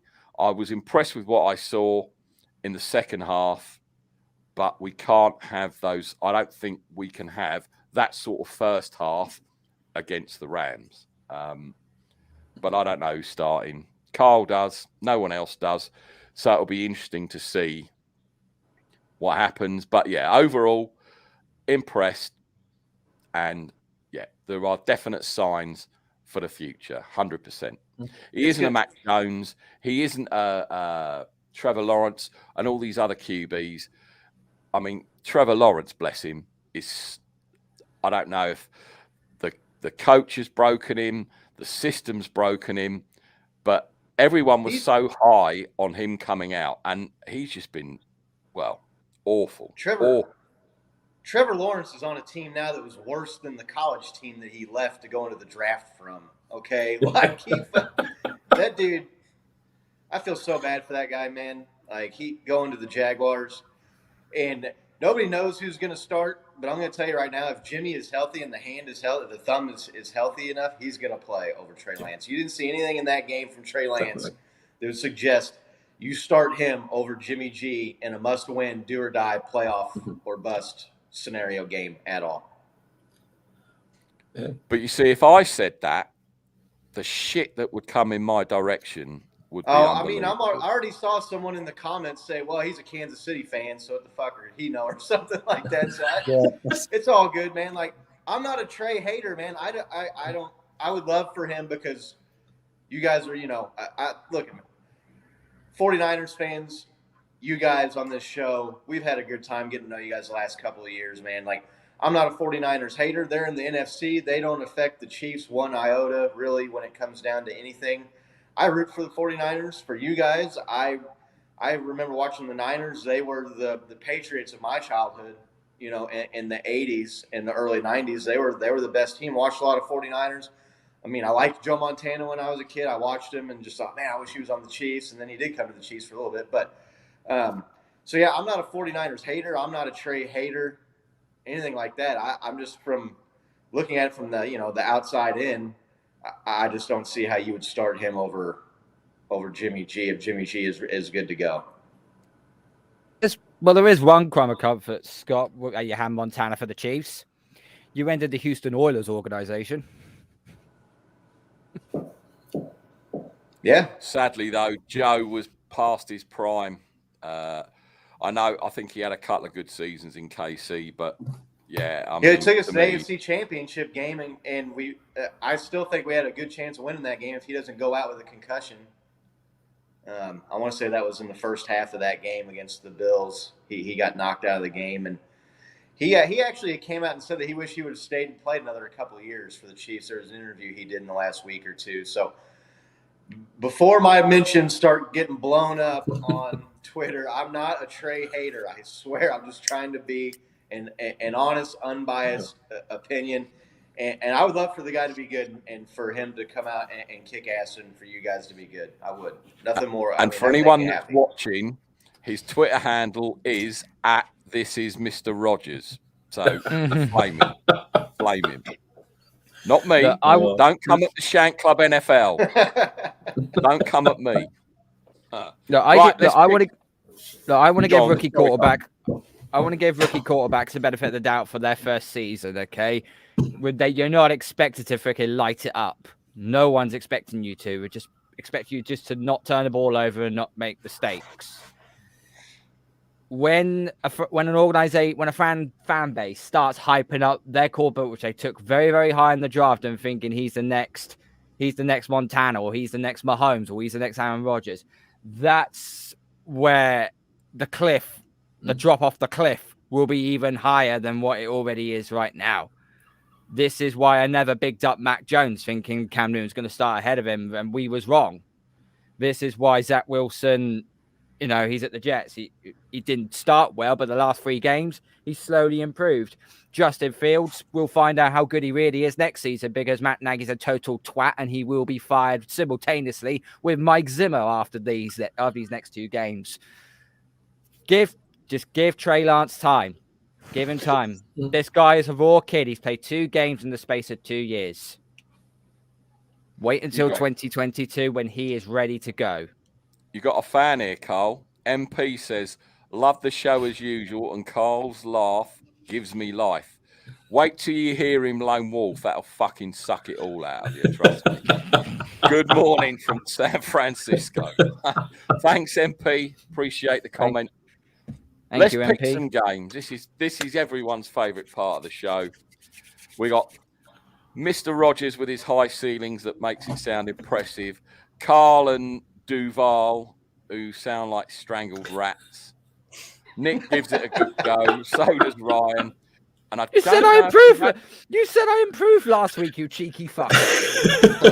Listen, your voice went so high then, my dog started barking in the house.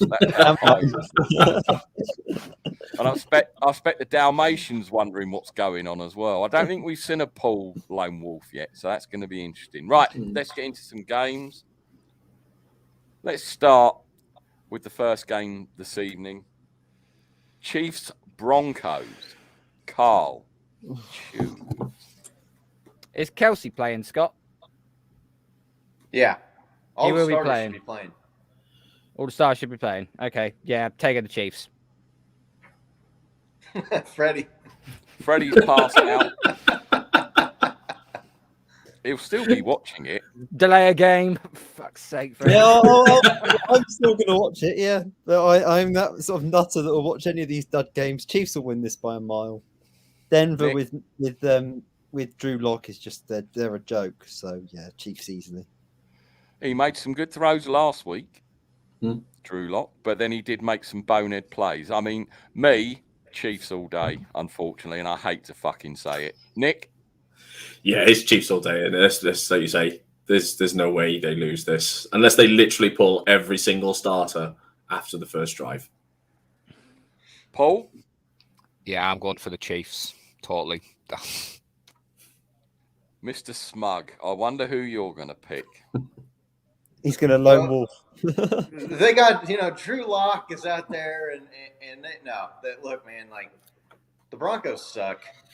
They're terrible. The Chiefs make it 13 straight today. They're playing all the starters because they have to win, because like I said earlier, if they win and Tennessee somehow loses, they get the 1 spot back. So yeah, they're not going to – the only way they pull any starters is if it's like the Steelers game and they're up by about 35 points to start the 4th quarter, and you start seeing Chad Henne and some of these other guys in there. But Chiefs, they're going to just abuse the Broncos. There was actually, I saw, it was going around Twitter, there's a fan kind of movement to not go to the game today and to let Chiefs fans take it over, and Broncos fans are rooting for the Chiefs to just absolutely take over their stadium and kick the shit out of the Broncos, so that maybe ownership will wake up and get rid of the coach and get rid of the quarterback. And Denver fans are not happy. And to be honest, Denver fans, that's a proud organization. I mean, they've been to like what 6-8 Super Bowls. I mean, they're a playoff contender year in, year out for a long, long time. So yeah, their fans are not happy, but yeah, Chiefs this is an easy win for them today. Trouble is they can get rid of the coach, but they still have Horseface as GM, and that's one of the biggest issues because he couldn't draft a quarterback to save his fucking life. No. And bearing in mind he's a Hall of Famer himself, I don't know. Ryan. Before I give you my pick, Nick, just off my show, he said about giving me the email. Did you get my message on the WhatsApp app? I didn't know. Is he waiting to come in then? Yeah, he's waiting for you to send him a link to him. It does help if I know. Yeah, what I'm doing. Mark said he can't do it because he's running errands, and I know Lawrence probably won't bell come, so it's gonna be hopefully Jizzle. Hopefully he'll get it. Hopefully. Oh, there you go. You should know I don't look at WhatsApp from 1 hour to the next. I mean, you send me a WhatsApp, and 3 days later I pick it up. Just so you know, I got Chiefs. Just so you know. Okay. What the fuck is WhatsApp? Please, Oh, will you do you live in the 1970s? get with the program? Just because you're a Snapchat person, I didn't realise, Scott, that you were a 13-year-old adolescent child. I thought you were older than that. I'm 15. Okay. Well, you dress like a 15-year-old. I've got to say, I'm only pissing. Right, hang on a minute. Right, Carl. I'm just going to send the link, but Cowboys, Eagles, everyone knows who I'm picking in this meaningless game, and it ain't the fucking Cowgirls. That was straightforward. On my show, I also picked the Eagles until I saw NFL Live last night that the Eagles have got 16 players on the COVID list. That now my decision is swapped over. I'm taking Dallas.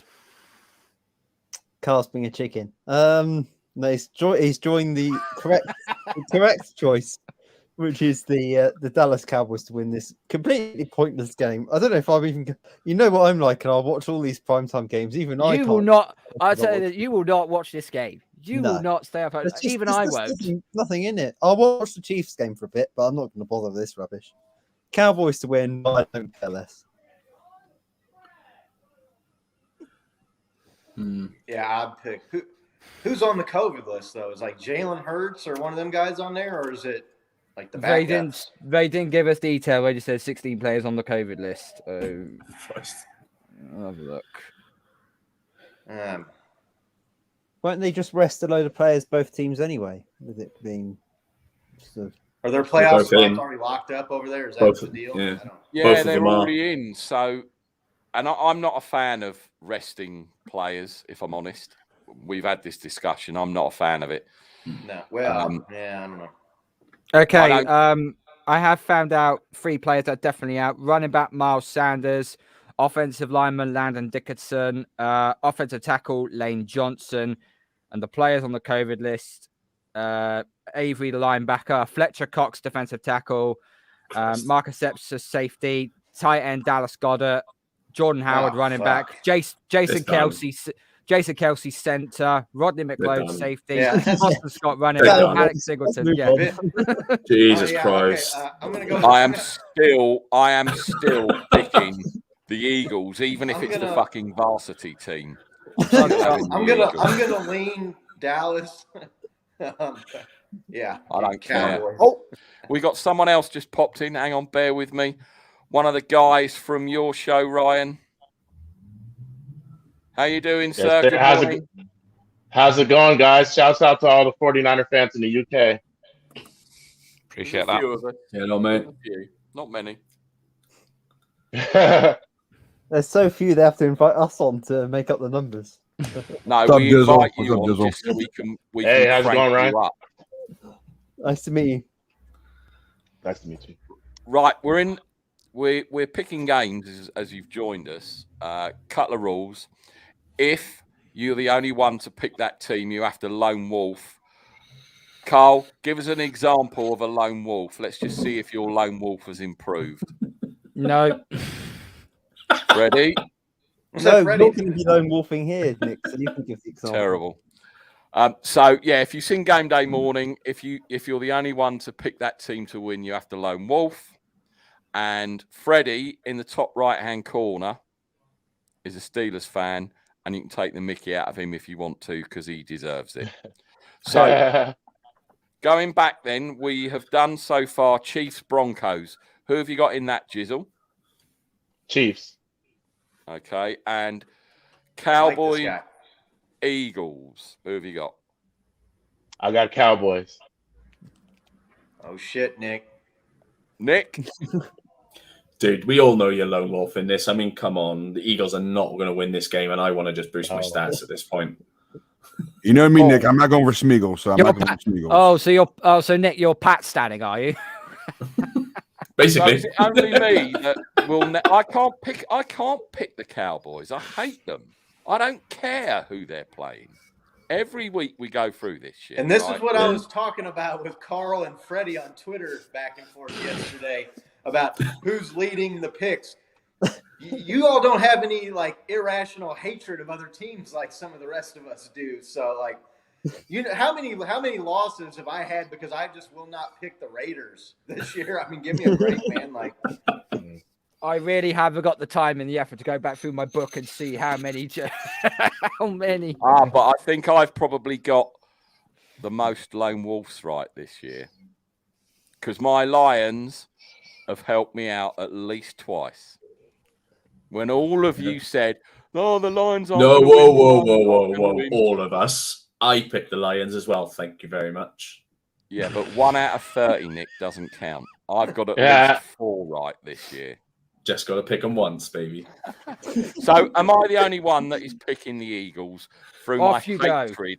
Yeah, of you the are. Off you Cowbell? go. Hang on a minute. Oh! Hey, I like it. Carl, Freddie, that's a lone wolf. Not a dead duck or a lame chicken.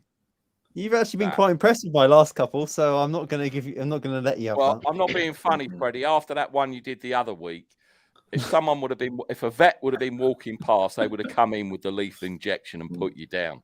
They would have said there's a really sick animal in here, Yeah. and we got to put it out its misery. Packers, Lions. Let's go with Ryan first. Packers, Lions.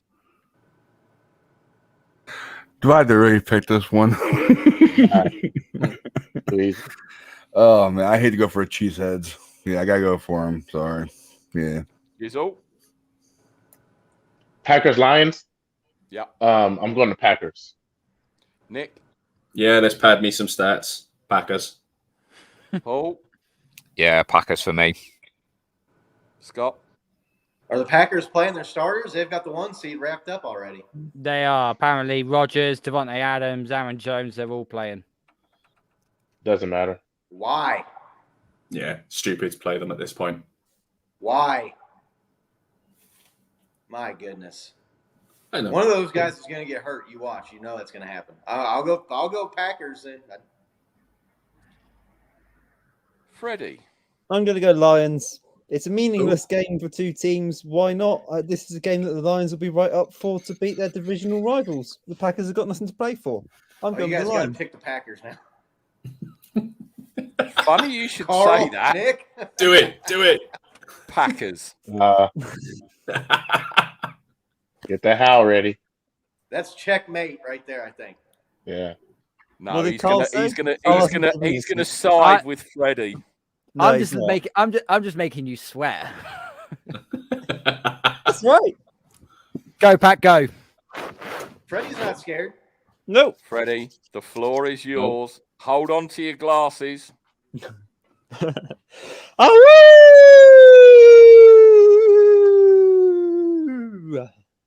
That was a bit shaky at the end. Did you notice when you get to a did fall certain away. age, your voice breaks, and his It did voice fade almost in. broke then. It wasn't my best. It wasn't terrible, but It it started wasn't the best. strong. That's all that matters. So, Anybody picking? Well, I know one person that should pick them but won't.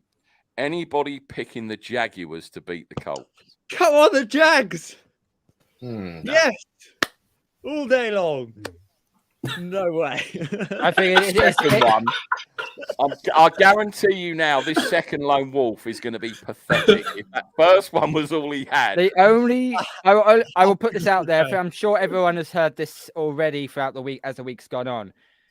The Jacksonville Jaguars have beaten the Colts in Jacksonville for the last 7 years. That's the only thing that you can go about of how the Colts could be upset by the Jaguars. 15 But point even then, the spread. Colts, but even then, yeah, that's too high. I think I'm Too about high. to do another lone wolf here. All I gotta say I was about at- that is Lawrence is not too hyped to be. He's not really. He's not. But at least we know. At least we know AB has another team to go to if they pick him up. Huh. Hey. I don't think anyone's that stupid, are they? The Jags Oh are. yeah. Oh Like, boy, well, there'll to be be honest, teams the coming Jags after probably AD, are. 100%. I'd be fine. I wouldn't take him on my flag team. Antonio Brown will be on an NFL team next year. 100%. No, Sadly, no. you're probably right. he will. 100%. I don't He think shouldn't so. be. He shouldn't get another chance, but he probably will. Someone's desperate enough. If I was at the Duval County Stadium or whatever it's called in the big fish tank and they won this game, I would take a piss in that fish tank before I got out because there is absolutely no way that the Steelers are in the playoffs, Freddie. I'm sorry. No, This it's, is gonna, I they are going to get accept- waxed. I accept that the Colts are going to win this by 30 points, but I have to go with the Jags because I'm a Steelers fan, so I'm going with the Jags. Take it away, Freddie. Right, the second attempt. Can this get any worse? Probably. Yes, it can. Oh, woo! That was actually a better effort than the first one, but still Yeah. pathetic. It still fell away at the end, doesn't it? Washington football team at the New York Giants. Oh, This is Jesus probably the Christ. shit bowl of the week. God. And Mm. I think the WTF are more interested in their new name. And I've seen some names being bandied about. And personally, they should just stick to WTF because the other names that I've seen are pathetic. And I don't know who comes up with this shit. I really don't. The Washington Cardinals, the Washington this. I mean, just stay as the WTF and be done with it. Any name change is going to look odd, though. Look at the Cleveland Guardians. That seems odd. But at least there's some thought behind Terrible. it. It's all going to look weird regardless. It'll take years to get used to. The thing is, though, with this name change for Washington, okay, they've had years to rectify in case it blew up in their face. Now, all of a sudden, they're dragging their heels over it, and it's now causing the fan base to really rile up about this, okay? When they do eventually put a name in, you're going to get a small minority goes, actually, no, that's actually a really good name. And then the rest of it is going to be like, no, it sounds shit. I preferred this name compared to that name.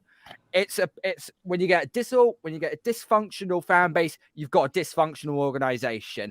Dan Snyder needs to be fucking gone from that Fired, organization. Yes, Absolutely. sir. The It's Washington gonna provide us with Snipers, something. that's got a ring to it. However, though, I am taking Washington to win this. So hail to the Deadskins. Freddie. Yep. Also, Washington. I watched a bit of the Bears Giants game last week, and they just abysmal. I've said a lot about how much I can't stand the Giants this season.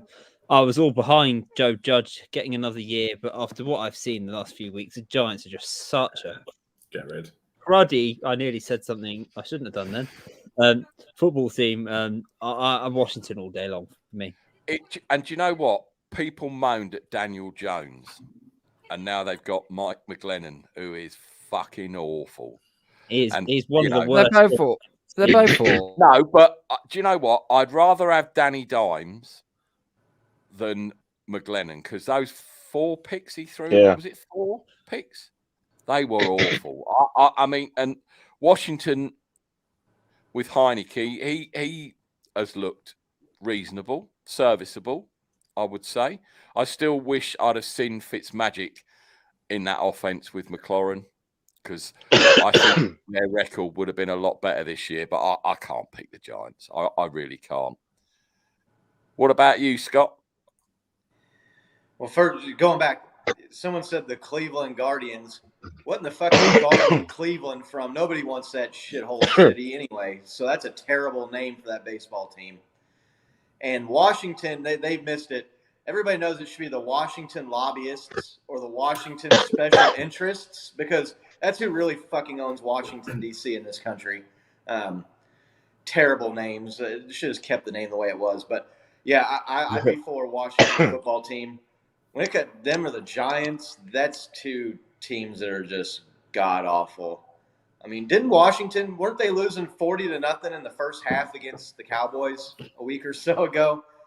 That's got to be all-time bad. So flip a coin when it comes to these teams.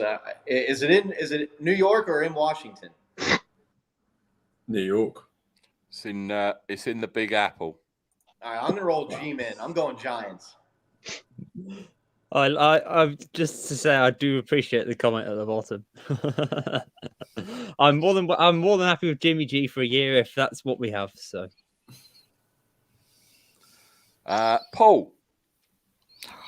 Oh, this is like Scott said, flip a coin, but Washington for me, purely because I've got a friend who's a Washington fan, and I'll probably be online talking to him tomorrow. That is my only thought process behind it.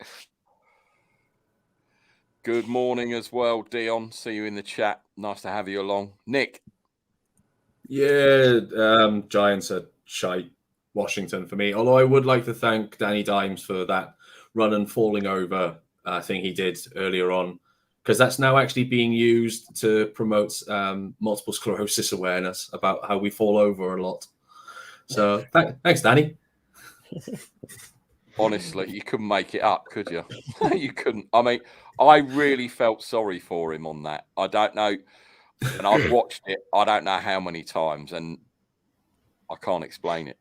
I really can't explain it. And the thought that was going through his head, and then he's going to score a touchdown, look at himself on the big screen like they do, and then all of a sudden he just trips, and it's just madness. Yeah. Madness. Jizzle, who you got in this man. one? When you run that fast, you can run faster than your body can keep up sometimes. I'm going to take the football team. Doing 100 miles an hour for that to happen. I'm going to take the football team formerly known as the Redskins. Ryan? Football team. Right. So, yet again, Scott's $1 million house is getting put to good use.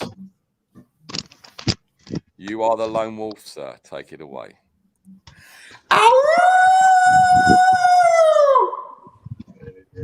pretty good. That's how it's done. Bit short-lived though. I need water. Better than dialing off at the end, though. Well, who knows? Dion, if you want to come on, let me know. I'll send you the link. Just put it in the chat if you want to come on and join us. We can do that for you. It's not a problem. We got space, so let me know if you want to come on. Bears versus the Chocotron 5000 at QB for the Vikings. Another dud game. There's a lot of dud games this week. Carl, Bears or the Chocotrons? Andy Dalton is starting for the Bears. Oh, God. I'm so tempted to just really fuck everyone off and put this to a tie. But I think the Vikings at home will get it done. But, yeah, Mike Zimmer and Matt Nagy, they need to be simultaneously shot with the same shotgun. So I'm taking the Vikings. This could potentially be the Black Monday Bowl, because they both could end up getting their asses fired after this game.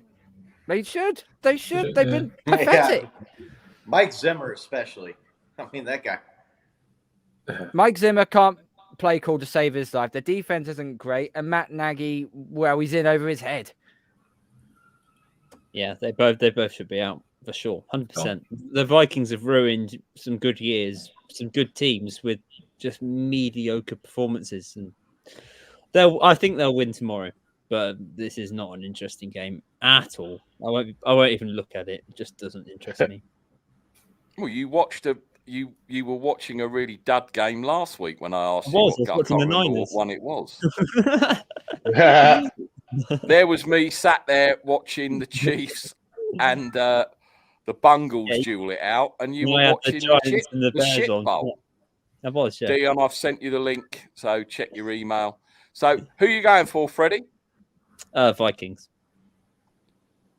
Scott? I'm picking the Bears. The Vikings. Every time I pick the Vikings, they lose. They choke it away. So I'm going Bears. Paul? I'm going the Bears as well, because I just don't like the Vikings after our meet up in Bristol where they nearly screwed us over. So I can never go with the Vikings. So I'm joining Scott with the Bears. Wow.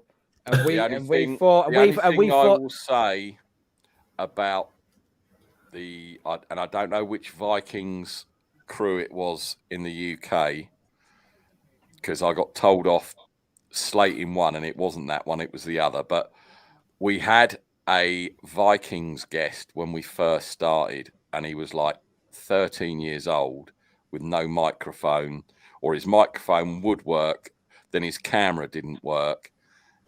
And we asked him a question and he was like a deer in headlights. So whoever that crew were, I'm going Bears. Going Bears. Definitely Bears for me. Nick? Yeah, I'm going to go Bears as well. Just purely for the Bristol fuck up, right? Yeah, because of Morgan the Moron. They got the Chocotron 5000 at QB. Yeah, Morgan the Moron has pissed me off now. So, Jizzle? I'm going to take the Bears. Nice. Straightforward. Ryan? The Bears. Let's bring Dion in. Dion, good morning, sir. How are you? Good morning. Good morning. I'm doing well. How about yourself? Yeah, we're all good. We're all good here. Obviously, late to the show, and as whenever anyone joins late, we're just going to run through the games very, very quickly. One word answers. Chief Broncos, Dion. You said Chiefs Broncos? Yeah. Oh, he's gone. That was quick. Such a one-sided game. It was mentioning the Chiefs or the Broncos. That was it. Hey, he said, "Hey, you're gonna make me choose one of them. I'm gone." Yeah, he said, "Don't make me pick these garbage teams. I don't want to pick these garbage teams." Oh, he's back. Dion. Sorry about that, man. You said Chiefs Broncos. I'll take the Chiefs. Cowboys Eagles. Cowboys. Packers Lions. Fuck, you know what? Fuck it. I'm going to take the Lions for no ungodly reason. I'm just going to take the fucking Lions to pull it off. See, I didn't have to lone wolf after all that. Oh yeah, but that's a good thing. When late people join, you've already done it, so you can't rescind the lone wolf because it is fun. Your second criteria will diss either way. Colts Jags, Dion. Colts. So you would have lone wolf that. He did two in a row, Freddie, and they were both pathetic. Oh, yeah, WTF versus the Giants, the shit bowl of the week. You know what?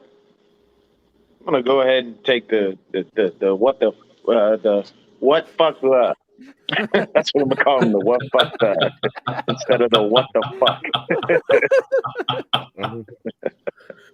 And you've already said the Bears, right, in the chat. Bears, yes, Vikings. Yeah, I took the Bears. Okay. That Bears. Titans at Texans, Carl. That's a good one. Titans. Mm-hmm. Yeah. Freddie. Yeah, Titans. Scott. Let's go Texans, baby. Come on, you can do it. Oh, this could be another. And now, whoa. You said me, Freddie, and Scott don't make rational decisions on this show. Oh, you bucked the trend there, sunshine. Hey, man, they've already beat them once this year. He's got to make use of those high ceilings somehow. 2-0, baby. They're going 2-0 against the Titans. I like it. Paul? Well, after seeing how awesome Houston were in the first half nah, I'm only joking. I'm going to go for the Titans in this one. Sorry, Scott, mate. Titans for me. Nick? I'm saving Scott from lone wolfing. I'm behind Davis Mills. I'm standing behind my Stanford quarterback. Texans. Interesting. Ryan? My guy. Titans. What's up, Dion? Oh, it's on me? No. He was No, just saying what's up. it was mine, but I was saying hi to you. Oh, hey, what's going on, brother? So, man. Yeah, I got Titans. Jizzle? I'm going to go ahead and go with that sweet Tennessee whiskey. I'm taking Titans. Dion? And good morning to you, Jizzle. First time I've seen you and/or met you. Bro. Glad Nice to to see meet you flying the red and gold, as you should. Yes, sir. We only seem to Yes, have sir. we seem to only have two people in here that have no idea what the hell is going on in the NFL. But I'll give Carl a pass because Carl's my guy. And Freddie, Jimmy is coming your way, baby. Gift wrap. Just give it. Hey, look, man, just give us a third. I don't even need a second or a first. Just give us a third, and you can have. But You I'm can going with release, Titans. you can release him if you like, and we'll pay him like $1 million a year. Nah, ain't nobody releasing shit. Don't give me What some up, goddamn John draft B? capital for this bastard. Right. Yeah, John no, B. Titans. Come on, Dion. I'm going to go Titans as well, so there was no lone wolf. JV, if you can join, I know you're probably at work, but if you can join, I did send you the link earlier. Steelers, Big Ben's last game in the NFL, because there's no way those shitty Steelers are making the playoffs. Carl, Steelers, Ravens, choose. I'm going to choose the Steelers in this game because Deontay Johnson has been activated off the COVID list. Ravens got nothing to play for. And even if they did have a chance to squeak in the playoffs, they need a lot more to go their way than the Steelers do. So I'm going to take the Steelers. Now, Freddie. Yep, You have picked against your Steelers before. I have. I don't Like think in you're that gonna game be at doing- Arrowhead, where we had absolutely zero chance of winning. All over and let Scott have its fun. It was just embarrassing. I thought it was a brilliant game. I have to say, I thought it was a brilliant. Yeah, funny that. I can't believe I sold my tickets to that game. God damn. Can you imagine, Scott, being in that stadium and watching that stomp down? That would be abs, and then having to do a live Twitter thing and include Freddie in it so he could see just how terrible man they were. We were shocking. We were absolutely shocking. Credit to the Chiefs; they've mauled us to pieces, but we were terrible. But I've got us pick against your Steelers. No, I'm going to go with us this week. I think the Ravens have just got too many injuries, and we should be okay. I think the Steelers win this game. It will be ugly. I'm not looking forward to watching it. It'll be an ugly watch, but I think the Steelers will win it. Scott? I can't pick the Steelers with that fat head of Ben Roethlisberger out there at quarterback instead of actual Ben Roethlisberger. The dude is he's so washed up at this point. It's beyond amazing. How they lost. I wish Ivan was on here. How the fuck did the Browns lose to the Steelers twice this year? I'm disappointed. I want Ivan on here to explain how that happened. But because of TJ Watt and Baker Mayfield's ineptability to throw the ball down the field when he has a fucked up shoulder, which he should have got done sorted earlier ago. Still, it doesn't matter. They still should have been able to beat him. Yeah, no, I'm going to pick the Ravens. I mean, even if Tyler Huntley or whoever their second string quarterback is, I'd just take him over Ben at this point. Yeah, Ravens. Paul? Yeah, I'm going to go for the Ravens because I want to wind Freddie up on Twitter after he annoyed me when I was going after Nick Bosa and TJ Watt. So I'm going for the Ravens this week. Nick? Easy win for the Ravens, 20 points. I like Paul. I don't know who Paul is, but I like Paul. And I haven't even had my say yet. Oh, bring it on. Dion? Well, I've just changed You know what, man? I know he's washed up. He's been, looking like shit. But fuck, man, I'm gonna give Big Ben a win in his last game, man. I'm taking the damn Ravens. taking the Steelers. Sorry, Steelers. Yeah, I'm gonna take the Oh, Steelers. sorry, we can only take your first answer. No, Here we go with this. That's your final answer. If this was Jeopardy, we could only take your first answer. I'm taking the Steelers, man. Steelers for me. Dion's a Jizzle? legend. It's a hard one, but I think even with minus Lamar Jackson, I still gotta say the Ravens. It's just a more consistent team overall. They almost beat the Packers. Ravens. Yeah, I'm taking. Believe it or not, I'm taking the Steelers. Big Ben's last game gets injured. Dwayne Haskins comes in and fucking lights up the Ravens. That's my bold prediction. Statue gets cut down. Dwayne Haskins comes in and lights that fucking secondary up. I think Mason Rudolph is above Dwayne Haskins in the depth chart. Nick, there's a slight fault with this is that Haskins has been inactive pretty much the whole season. So. Right. Well, he'll be active this game because something will happen. The juju or something will happen. He will be activated, and Rudolph will throw one lane duck, and Tomlin will get his ass out of there. Dwayne Haskins, and I'm picking the Steelers, which you know what that means. Steelers are going to get their ass kicked because I've picked them. Big Ben, thank you very much for everything you've done, and I mean that most sincerely. And the lawyers in Pittsburgh can rest easy once you've retired and you fuck off somewhere else. That's all I'm saying on that. Allegedly. Allegedly, he didn't do anything. He didn't pay anyone off 2 or 3 times. He did nothing. He's a stand-up member of Pittsburgh. Big Ben, thank you and good riddance. Pittsburgh's trash. Everybody knows it. Fucking. Bungles, fresh off of that arse whipping they put on the Kansas City Chiefs versus possibly the progressive or unprogressive Baker Mayfield getting shown out of the factory of sadness.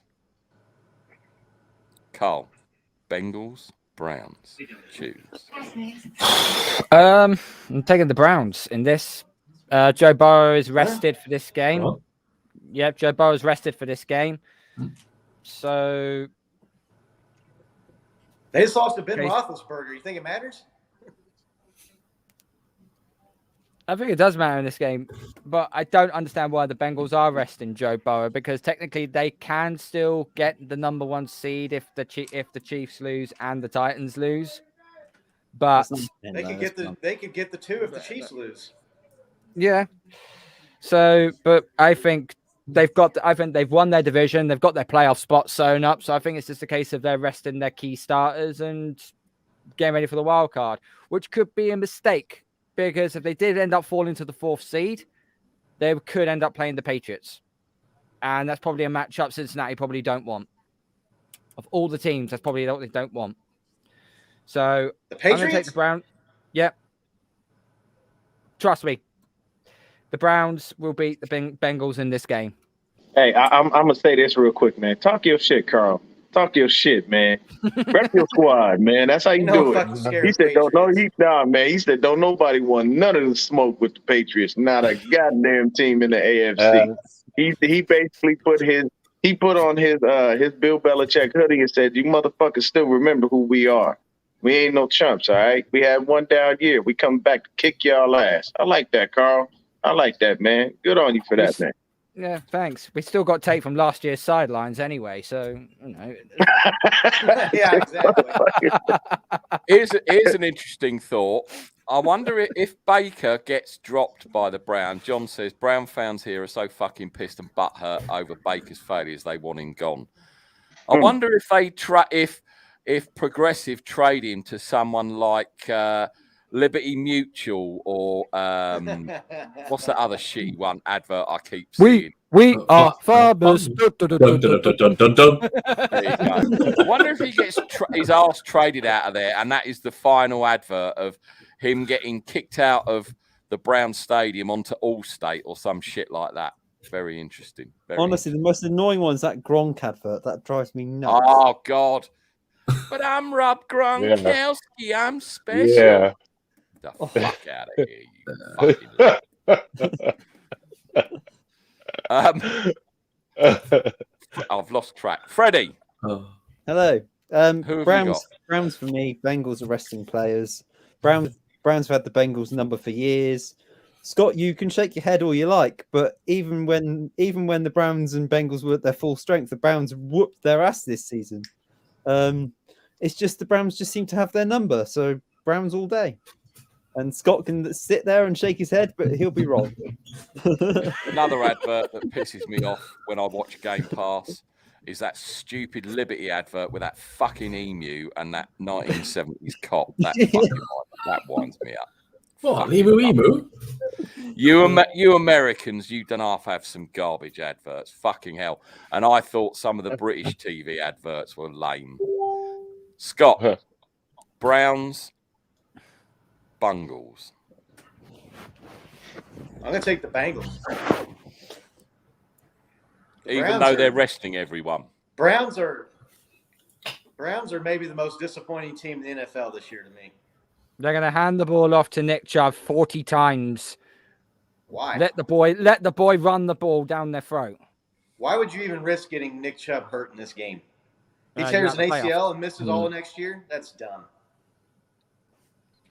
It is. It's like we were saying. I mean, certain players you shouldn't rest. But when you're eliminated from the postseason, especially running backs, I mean, that's why the most you would position why in you would in NFL.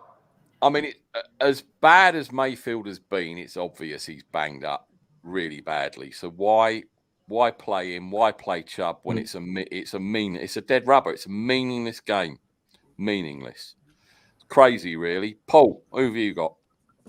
Bengals. I can't pick the Browns. They've just been awful this season. So I don't care who the Bengals have got playing. I think they're winning this one. Nick? Actually, I don't necessarily agree that there's nothing to play for. This is the Ohio Derby. You can guarantee the Browns are going to want to win this. The fact that Joe Burrow's not playing is a big, big, big thing. Actually, I'm going to go Browns.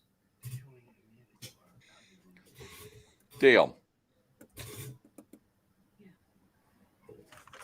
I'm taking the Browns. Jizzle? Sorry, guys. Yeah, I'll go with Browns. Okay, Jizzle? Oh, I'm taking the Browns. Ryan? Don't know if it matters, but Ian Rappaport just placed it. The Browns place cornerback Denzel Ward on the injury reserve 19 list and is out tomorrow, while activating running back Ernest Johnson from the list. So that's what's going on about 15 seconds ago. Mine is going to be the Bengals. I'm going Bungles, even without Joe Burrow. Do the Bengals get to play with 16 people too again this week?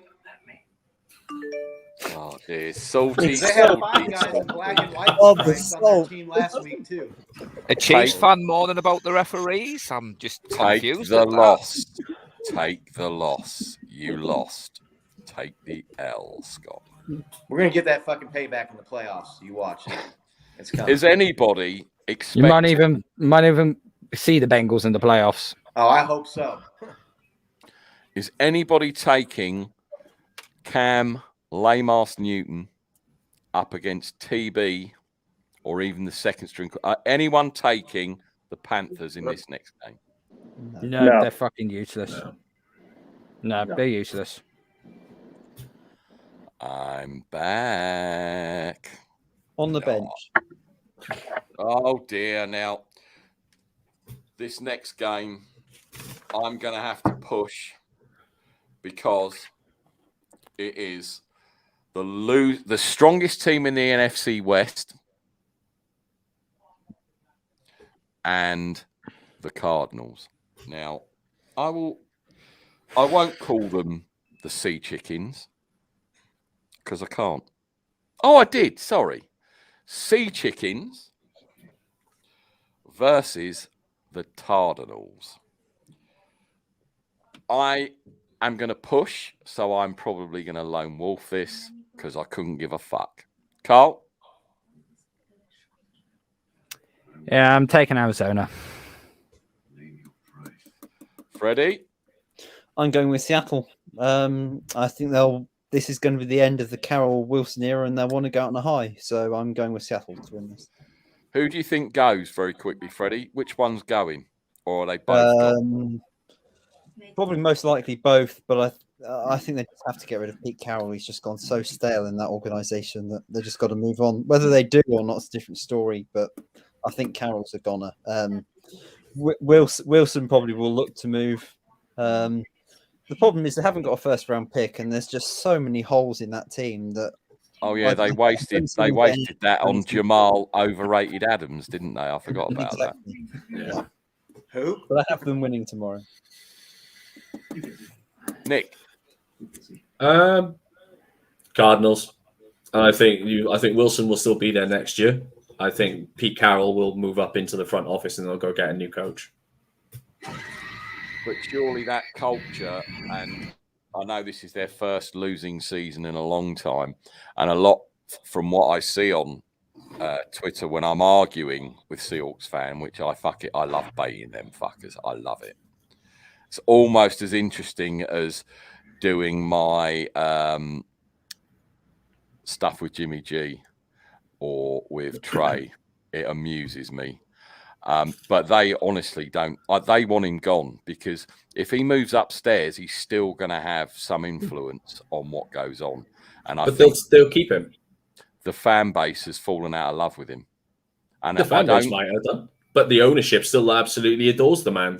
That's why he'll move upstairs. That'll be his reward. But the thing is, Nick, right, the ownership have shares in Wrigley Spearmint Gum, and that motherfucker's keeping them in business. If they didn't have shares in a chewing gum manufacturer, he'd be gone. It's the fact that he does like $300 worth a game every game is why he might stay. Paul, who have you got? I can never ever pick the Seahawks. I hate them with a passion. I'm as petty as Scott and the rest of them, so it's Cardinals for me. Scott? Yeah, I picked the Cardinals. Is there anybody that honestly believes Russell Wilson is going to go somewhere else? They're going to let Russell Wilson go? I don't think so.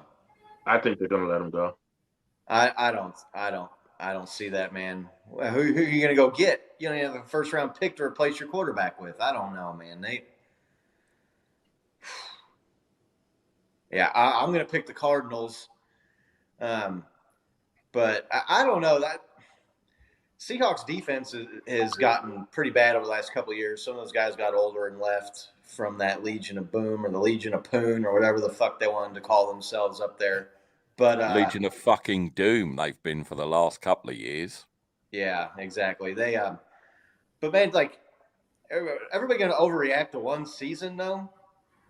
I mean, Pete Carroll and Russell Wilson took that team to 2 Super Bowls and should have won 2, really. I mean, I don't.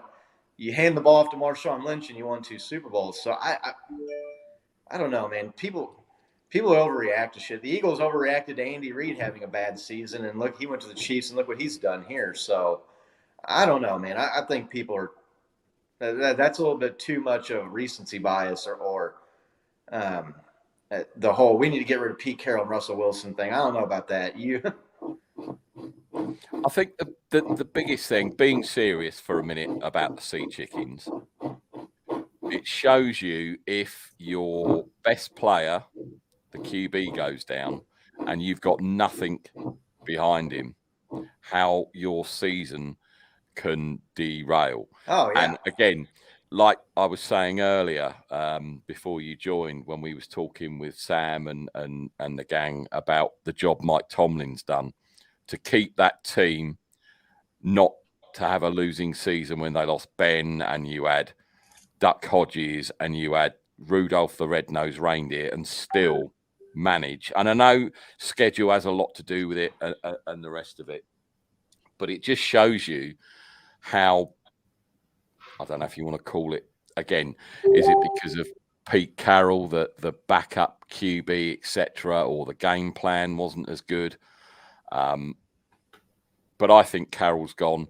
Like you say, I mean, and I've seen it on Twitter where they are rubbishing Russell Wilson. He was rushed back from his finger injury, which I'm pretty sure he was. And well, no, didn't you see the video, Nick? He was ready to go. Sorry, I didn't hear that. Say again. The return video that he put together. Oh yeah, of course, yeah. Well, we took the piss out of that when it came out, and I would like nothing more to see the Seahawks record at 6-11. That nothing would give me greater pleasure. From first to worst is delicious. It's hilarious. Anyway, I'm sorry. I digress. I'm Cardinals. Dion? I'm going to go ahead and take the fuck it. I'll take the Seahawks. I just want to beat the Cardinals. I don't like either team. I hate both of them, but I'll take the Seahawks for shits and giggles. Hopefully they kick the Cardinals right in the fucking teeth before they go into the playoffs so they can fall right out of them. And Cliff Kingsbury can fall right flat on his fucking face, thinking he's fresh with some Gucci shades on the goddamn sideline while we got beat by Colt fucking McCoy, James Conner, and Eno fucking Benjamin. I'm so sorry. There's a lot of fucks in there. Just, residual anger from watching Drake Kirkpatrick's soul be snatched by Eno Benjamin when he thought he was going to tackle somebody. He just got ran over like a fucking Mack truck does to an ant. Just think, in 5 years, when we get 4,000 watch hours and 1,000 subscribers, no one will be able to say, come on here and say, fuck. That's going to be a sad day. 5 years, book it. Jizzle, what say you? Man, I don't even like saying the word Seahawks. I'm going with the Cardinals, and I'm hoping this is Russell Wilson's last game in NFC West. I want to get that little Ewok up out to our division. And, yeah, man.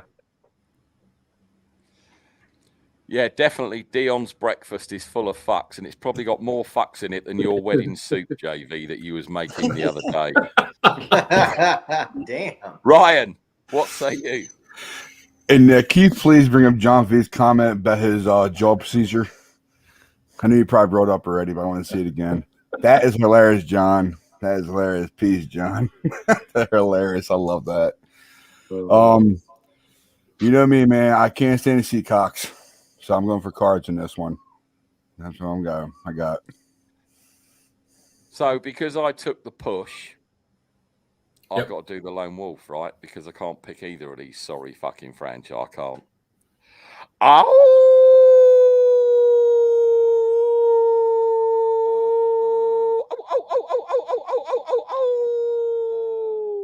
That's a Lone Wolf, Freddie. Restarting it too. Okay. I'm completely fucked now, and my lungs are empty, and I'm nearly coughing and dying. But that's a Lone Wolf. Patriots, Dolphins.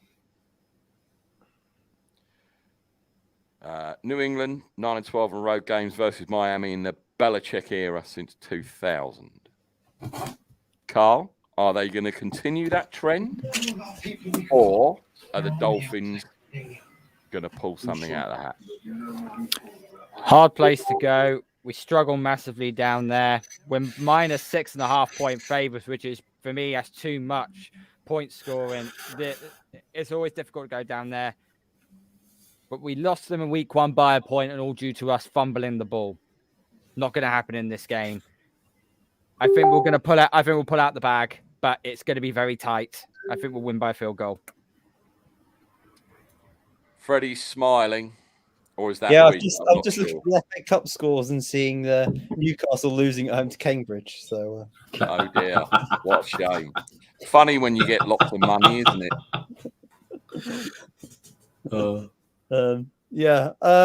No, I've got the. Ooh. Don't know. Normally, I'd say Patriots, but weird things seem to happen to them in Miami. I don't know who to go for in this one. Just to annoy Carl, I'll go with the Dolphins. Yeah, that annoyed him. Scott? Yeah, I'm going Dolphins too. The Flippers. Paul? Yeah, I'm going to go Dolphins just to wind Carl off. Why not? Nick? I think the Carl hate should stop now. I'm going to go with Pats. Just for Carl. Just for Carl. Just for Carl. We could have got a lone wolf, man. Dolphins. Dolphins. Oh, yeah, you changed it within the 5-second rule. I'll give you that. Dion? Don't worry, Carl. I got your back, baby. Patriots all day. KB gonna be dancing in the end zone on that ass. You see, that's a brother I can rely on. Thank you, Dion. Always. Well, he is eating his breakfast full of fucks. Jizzle? I'm actually going to go with the Fins because they got the Niners that big win against the Saints on that Monday night, and Fins up.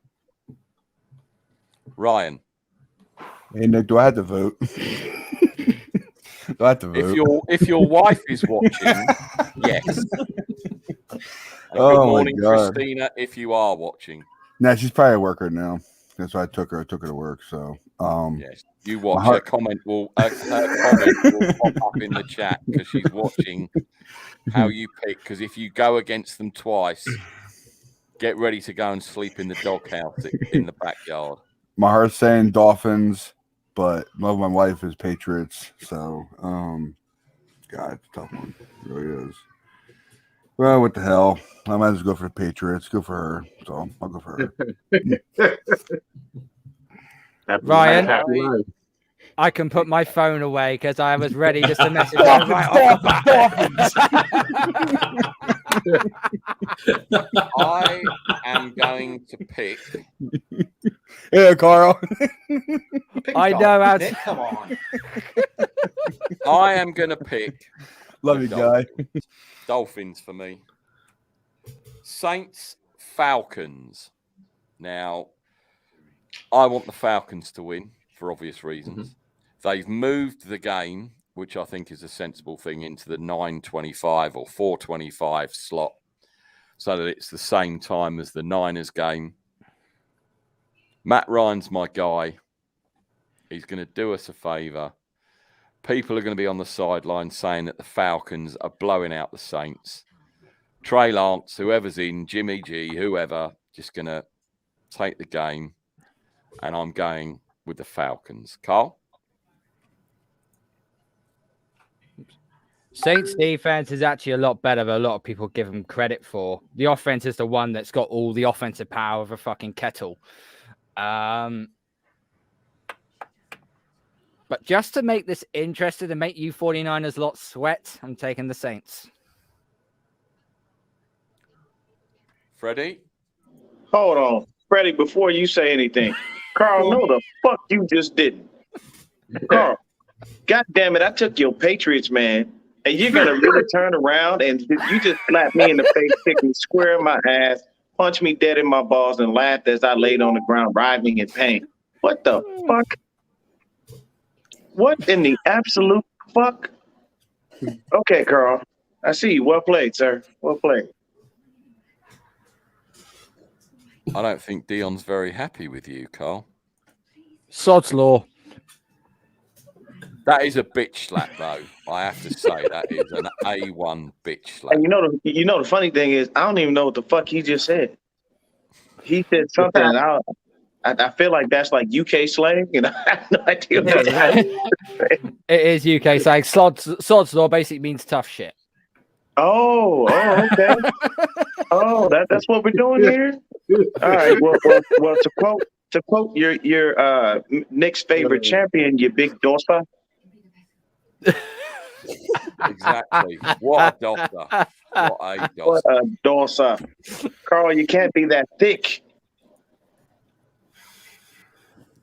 John V's going to join us, so He's coming in short. Oh yeah. Wait till John gets in here. He's gonna rip you a brand new asshole. I know he saw me pick the Patriots as doing my brother a favor, and Exactly, he come doing back and some brotherly love and backhand the shit out of me, man. I mean, it was like we were in one of those damn slapping contests that you see on YouTube, and I opted to just not hit him. I was like, I'm not gonna hit Carl, man. That's my friend. And Carl was like, fuck that.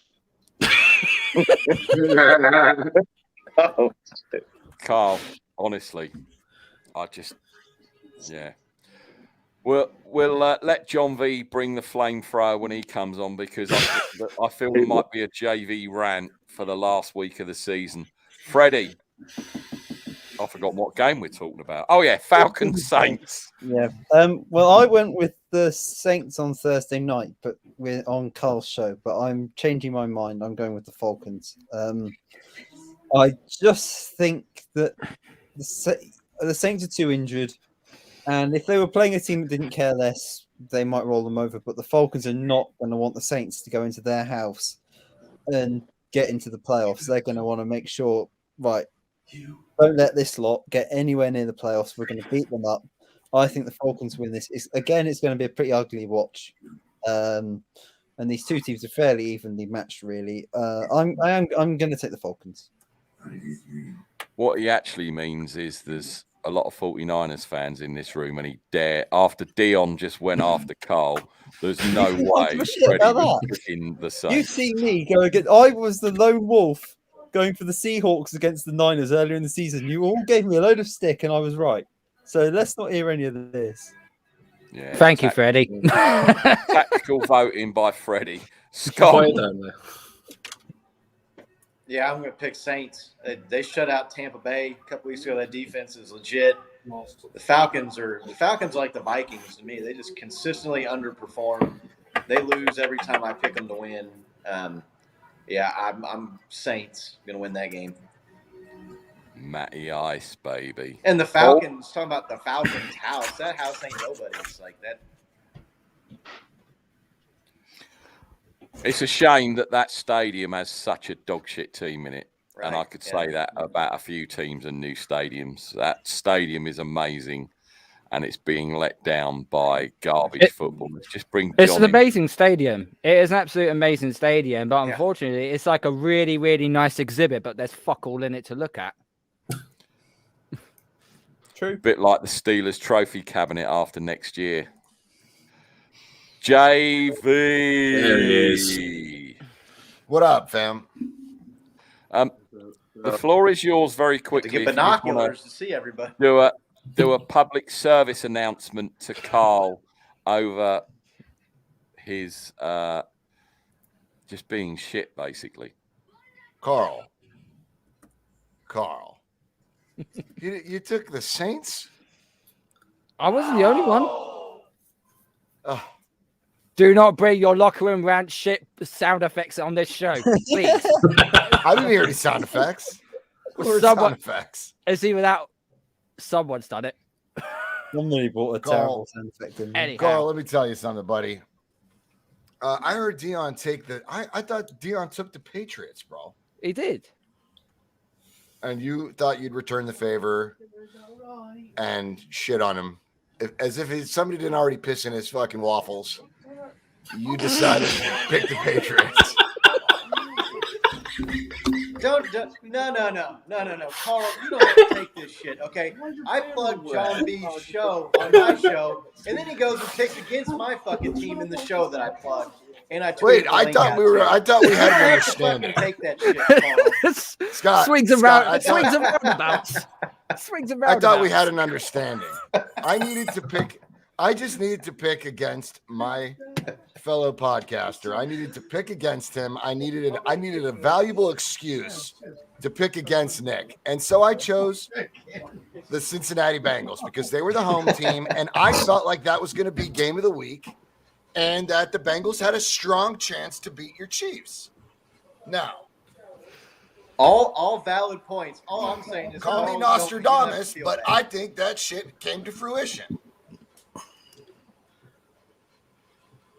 No, let me tell you how this happened. Cold-blooded. Let me tell you how this happened, John. My apologies. Let me tell you exactly how this bullshit happens. So we're picking the Patriots and the Dolphins. Everyone is basically riling up Carl, saying, "Yeah, man, we're gonna pick the Dolphins." I come in like a good human being that I am, and I tell him, "Don't worry, Carl, I got your back, man. I'm gonna pick the Patriots." Carl says, "Oh man, that's a good friend right there. Yeah, man, I appreciate that." Then we come to this game, this motherfucker picks the Saints just blatantly, like he doesn't even think about it. He doesn't hesitate. He just picks the Saints blatantly, and I'm like, "What in the ever living fuck just happened right now? Why?" That's a brother I can rely on. Yeah, that's a brother I can. Well, I definitely can't do. I can't say the same, can I? I told him, man. Okay, right. There's two reasons why I said this. Okay, one is just obviously because the Falcons just continue to choke their way out of games every given Sunday. Okay, and the second one was this. Okay, last week I said on my show, right, the Falcons are playing the Bills, and I turned around and said, if the Falcons beat the Bills, I will eliminate all 28-3 references of all time. I will stop talking about the 28-3 game in Super Bowl 51. I will stop announcing it. They completely fucked it in the second half. That's their punishment. Okay. A lifetime of fuckery. There's a guy right here. His name is Joe Montana. He's in Funko Pop form. And he says, "Fuck off, Carl. Fuck all the way off." Why the fuck did you take him out of the box? Oh yeah, man. Nah, I'm not a collector of shit. I like my shit to be out of the box. Like I'm one of those people. Oh, okay. He got the time. Wait, what are you doing with the Tom Brady one? Did somebody give that to you? No, it was $14, and I thought maybe it would be worth more than $14 some days, so I took it. Man, they made $14.25. This is my newest. John Morant. Okay. He's a baller. Jai is a baller. I got man. Kittle and Bosa, but I'll talk. They'll all fall down. I've already put them on camera too many times. All right, so we got sidetracked here. Who was picking the next? No, because Freddie picked. Oh, okay, yeah. The list is all weird now, but I guess we can go to Nick. What we know you're taking the fucking Falcons, right? Damn fucking right, I am. Right. I am glad that Freddie decided to see sense because I am driving past his village in a fortnight's time.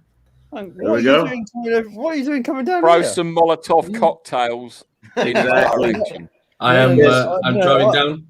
It's our first game day of 2022, and I shall be driving. We're driving down towards Exeter. I can always do a little stop off should Freddie do anything silly.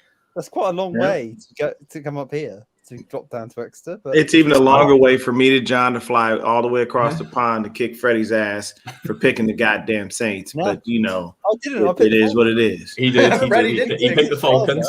No, he picked and I'm glad he did. I'm glad he did. All right, so then that means that me, John, Jizzle, I'm 100% sure you're in the U.S. Is that correct? Yes, for sure. Okay, so Ryan too. All right, we're all meeting up in fucking New York. We're gonna meet up at LaGuardia, and you know what? Fuck it, we're gonna bring Scott for shits and giggles. Scott's gonna be there to eat popcorn and laugh while we have to kick the shit out of you guys for picking against us. Have you not seen all? Look at how many Niners are in here. We only have you two guys in here as the random fan. We're gonna need a minivan.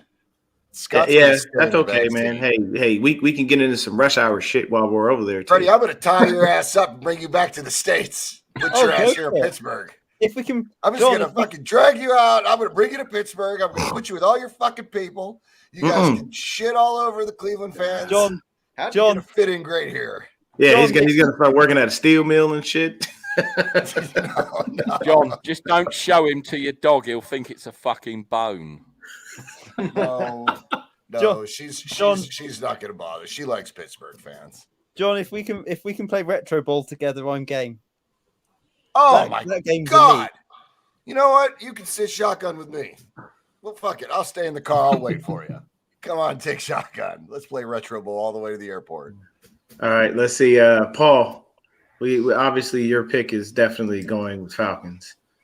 Yeah, I have to say, Dion, you made me feel really guilty going against Carl because I was having a bit of banter with him on Twitter, hence why I went for him. And then you stood up for him. And as a And now I Niner, look like a jackass. I know. I'm sorry. And he just stabbed you straight in the back, buddy. I mean, yeah, Falcons for me all day long, obviously, for obvious reasons. You think he's stepping back now? Wait until the Rams game. Yeah, see, Scott's a wild card. Where are you going, Scott? I already picked Saints.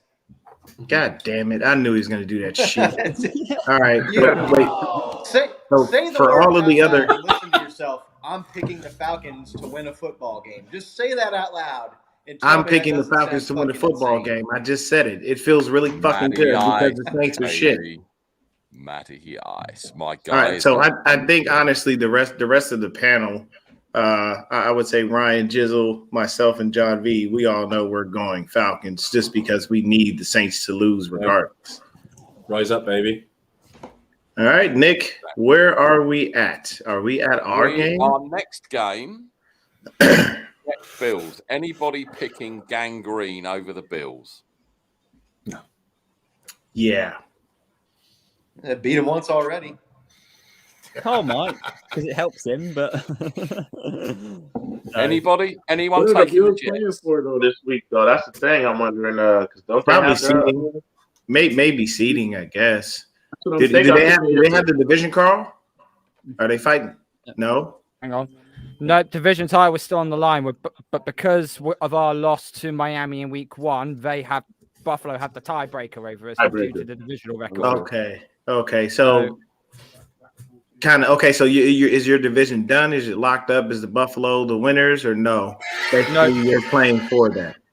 Nope. If the Pats beat the Dolphins and the Jets beat the Bills, Pats are the AFC East champions, and we get the home wild card game. Oh, okay, understood. Okay, well, hey, they got all that to play for, man. Yeah, I think the Bills are the obvious win here. I know the Jets gave the Bucks a run for their money, which I definitely didn't anticipate. But then again, the Bucks are like they've been getting kicked in the ass with COVID and injuries, so we'll figure it out. Shit, we got a big day today, guys. For us as 49er fans, we got a couple people we need to get back. Ambry Thomas, luckily, is back off the COVID list. Yeah. E-Man Mosley is back. So hopefully we can rest Josh Norman in his fucking muscle cramping self. So all in consensus, I believe everybody is picking the Bills to win this game. Jets beat the Bills already this year, right? Okay. No. Then are you on wolfing it? no, they haven't. No. No, they haven't. No, even Scott can't Jags. convince himself. Even Scott can't convince I himself. kind of Right. figured that. Chargers, Raiders. Bolt up, baby. Automatically for me. You don't even have to ask me no question. My brother, man, that I've known since 7th grade is a Charger fan.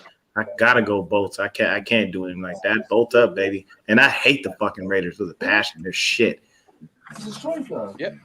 And again, I saw that one of their players got snagged for DUI, even Another after one, yeah. what that other guy did and killed someone. Fucking ridiculous. Absolutely fucking ridiculous. Get an Uber, my guy, or don't fucking drink and drive. Ridiculous. Bolts. Carl?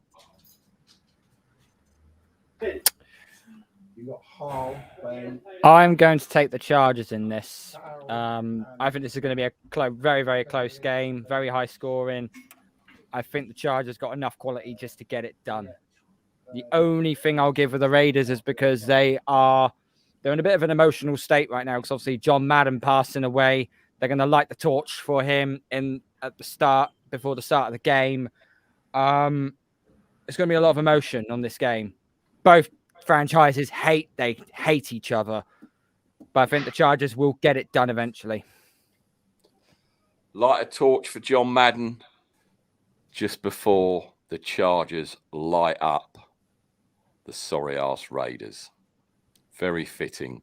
And we actually did forget to mention, and that's all on me, the passing, obviously, of John Madden and also Dan Reeves this week as well, or just gone. So RIP to those guys. I do miss Summerall and Madden in the booth. That's who I grew up watching over here all those years ago. I know Carl and Freddie, maybe Nick probably saw them, maybe Paul didn't, but that tandem was the best for me, was the was the A1 team of announcers, and yeah, I mean, you've only got to see the tributes that were paid in the games last week with the telestrator and the thwap and the wow and just lines drawn all over the play, and that was John Madden. It was crazy. It was also the X's. It was also the X's and O's of the game. How he just made it, how to demonstrate how plays work. He just made it look so easy and so simple. The funny thing is, though, Cole, about John Madden is some of the clips I've watched and some of them that have been shown. When he did his chalkboard thing, no one could understand it because it started off quite easy, and then all of a sudden, it just looked like the telestrator pen had gone berserk. And it was just like a big ball of wool on the screen. But no, amazing guy. So, yeah, I was amiss to mention that last week. So I do apologise. And you saying about that, it reminded me. So, yeah, Dan Reeves, John Madden, rest in peace. Freddie. This is the game of the weekend. All I'm hoping for is if the Jags do us the miracle favour, beat the Colts, then I'm just hoping that this game isn't a tie. Otherwise, they knock us out. But I'm going to go with the Raiders. I think I might be lone wolfing here because the Niners fans obviously will go with the Chargers, and I expect Scott to as well. But I just think they're at home. They've gone against all this adversity this year, and they're still somehow in this playoff battle.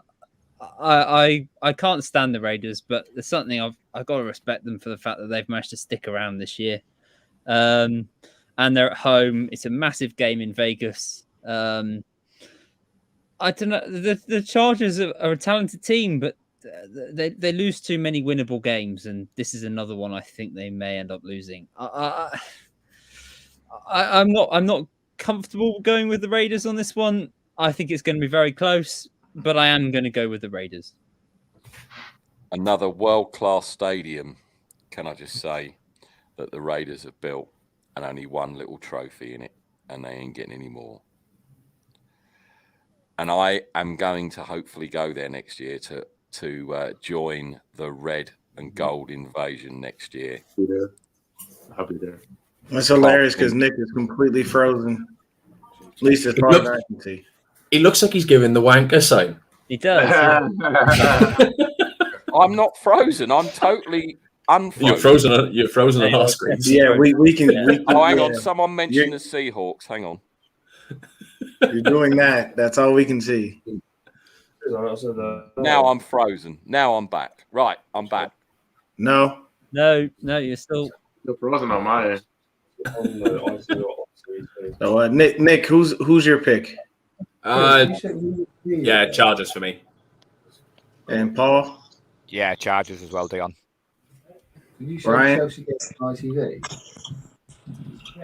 was going to bounce off. Dion and John V.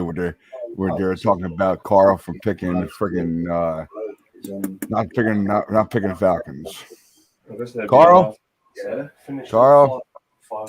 I went for your Patriots. What the hell? Yeah, but that was out of fear rather than anything. You know?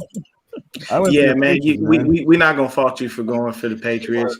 You know, we want to make sure that you can sleep in a comfortable bed and not on the couch. We live in a place where it snows, so possibly, yeah. We not faulting you for that. We're not. We really aren't. We're gonna, you know, we understand. Every now and then I have to pick the Cowboys, and I hate it, you know. But my wife is a Cowboys fan. I have no choice at times. Yeah. Well, I'm pretty hoping if we win our game, I'm happy we're in the playoffs. But if we do lose it, which I hope we don't, Matt Ryan, I'm gonna be a fan of you this weekend. So. Yeah, I need him to go back to being Matty fucking Ice instead of Matty Trash. You got that right, man. You got that right. I got the Chargers, by the way, guys. So I got bolts. Jizzle. I'm gonna go with the Faders. I think that Chargers have just been they haven't been playing inspired ball these last couple of weeks. They dropped that one to the Texans, and I know Herbert's the next great, but I'm gonna go with the Faders on this one. It would be and the question is, will Mr. Smug swallow his pride and choose a division rival because he has no choice in this one, or will he just say, "Fucking, I'm going for a tie because I hate both of these bastards"? Mr. Smug. Yeah. It is on you. No, you're not back, Nick. We don't see you. We just see a black screen. It's on the BBC. Yeah, where'd Nick go? Nick's going to want to see this. It was on ITV. It wasn't. There he is. There he is. We see you, but okay, there you go. Yeah, there you go. You're back. We can't hear you though. That's because I'm not fucking saying anything. Oh, okay. I thought you were imitating Cam Newton. I'm back shit right now. You know, that's what you were doing. No, I was just doing that. I wasn't saying anything, but I could. You're good. I didn't leave. I left and came back, and you said I had a black screen, but over here it was still all working. So you're good. Yeah, we're letting Mr. Smug talk his talk about this Raiders Chargers game, which he probably doesn't even want to pick because they're direct division rivals, and that division has been fight. It's been a battle this year. This mark the tape here. I'm gonna pick the Raiders to win this game because if the Chiefs win and the Raiders win, we get Chiefs Raiders at Arrowhead in the playoffs, baby, and I want to. And that's why into fucking oblivion. That is why you want the Raiders to win, because if the Chargers get in, that game is going to be more tense and more worrying for you than what the Raiders will. You'll put 40 points on the Raiders and you'll go through in the next round, no problem. The Chargers know how to play the Chiefs. Carl, now you look at the numbers. Go back from the two and games. clip what he Chiefs just said. Outgained The Raiders. Chargers. They outgained them yards. They outgained them first downs. The game that they lost at home, they had 4 turnovers, and the Chargers had to have a terrible penalty on 4th down, keep their game-winning drive alive. I'm not scared of the Chargers at all.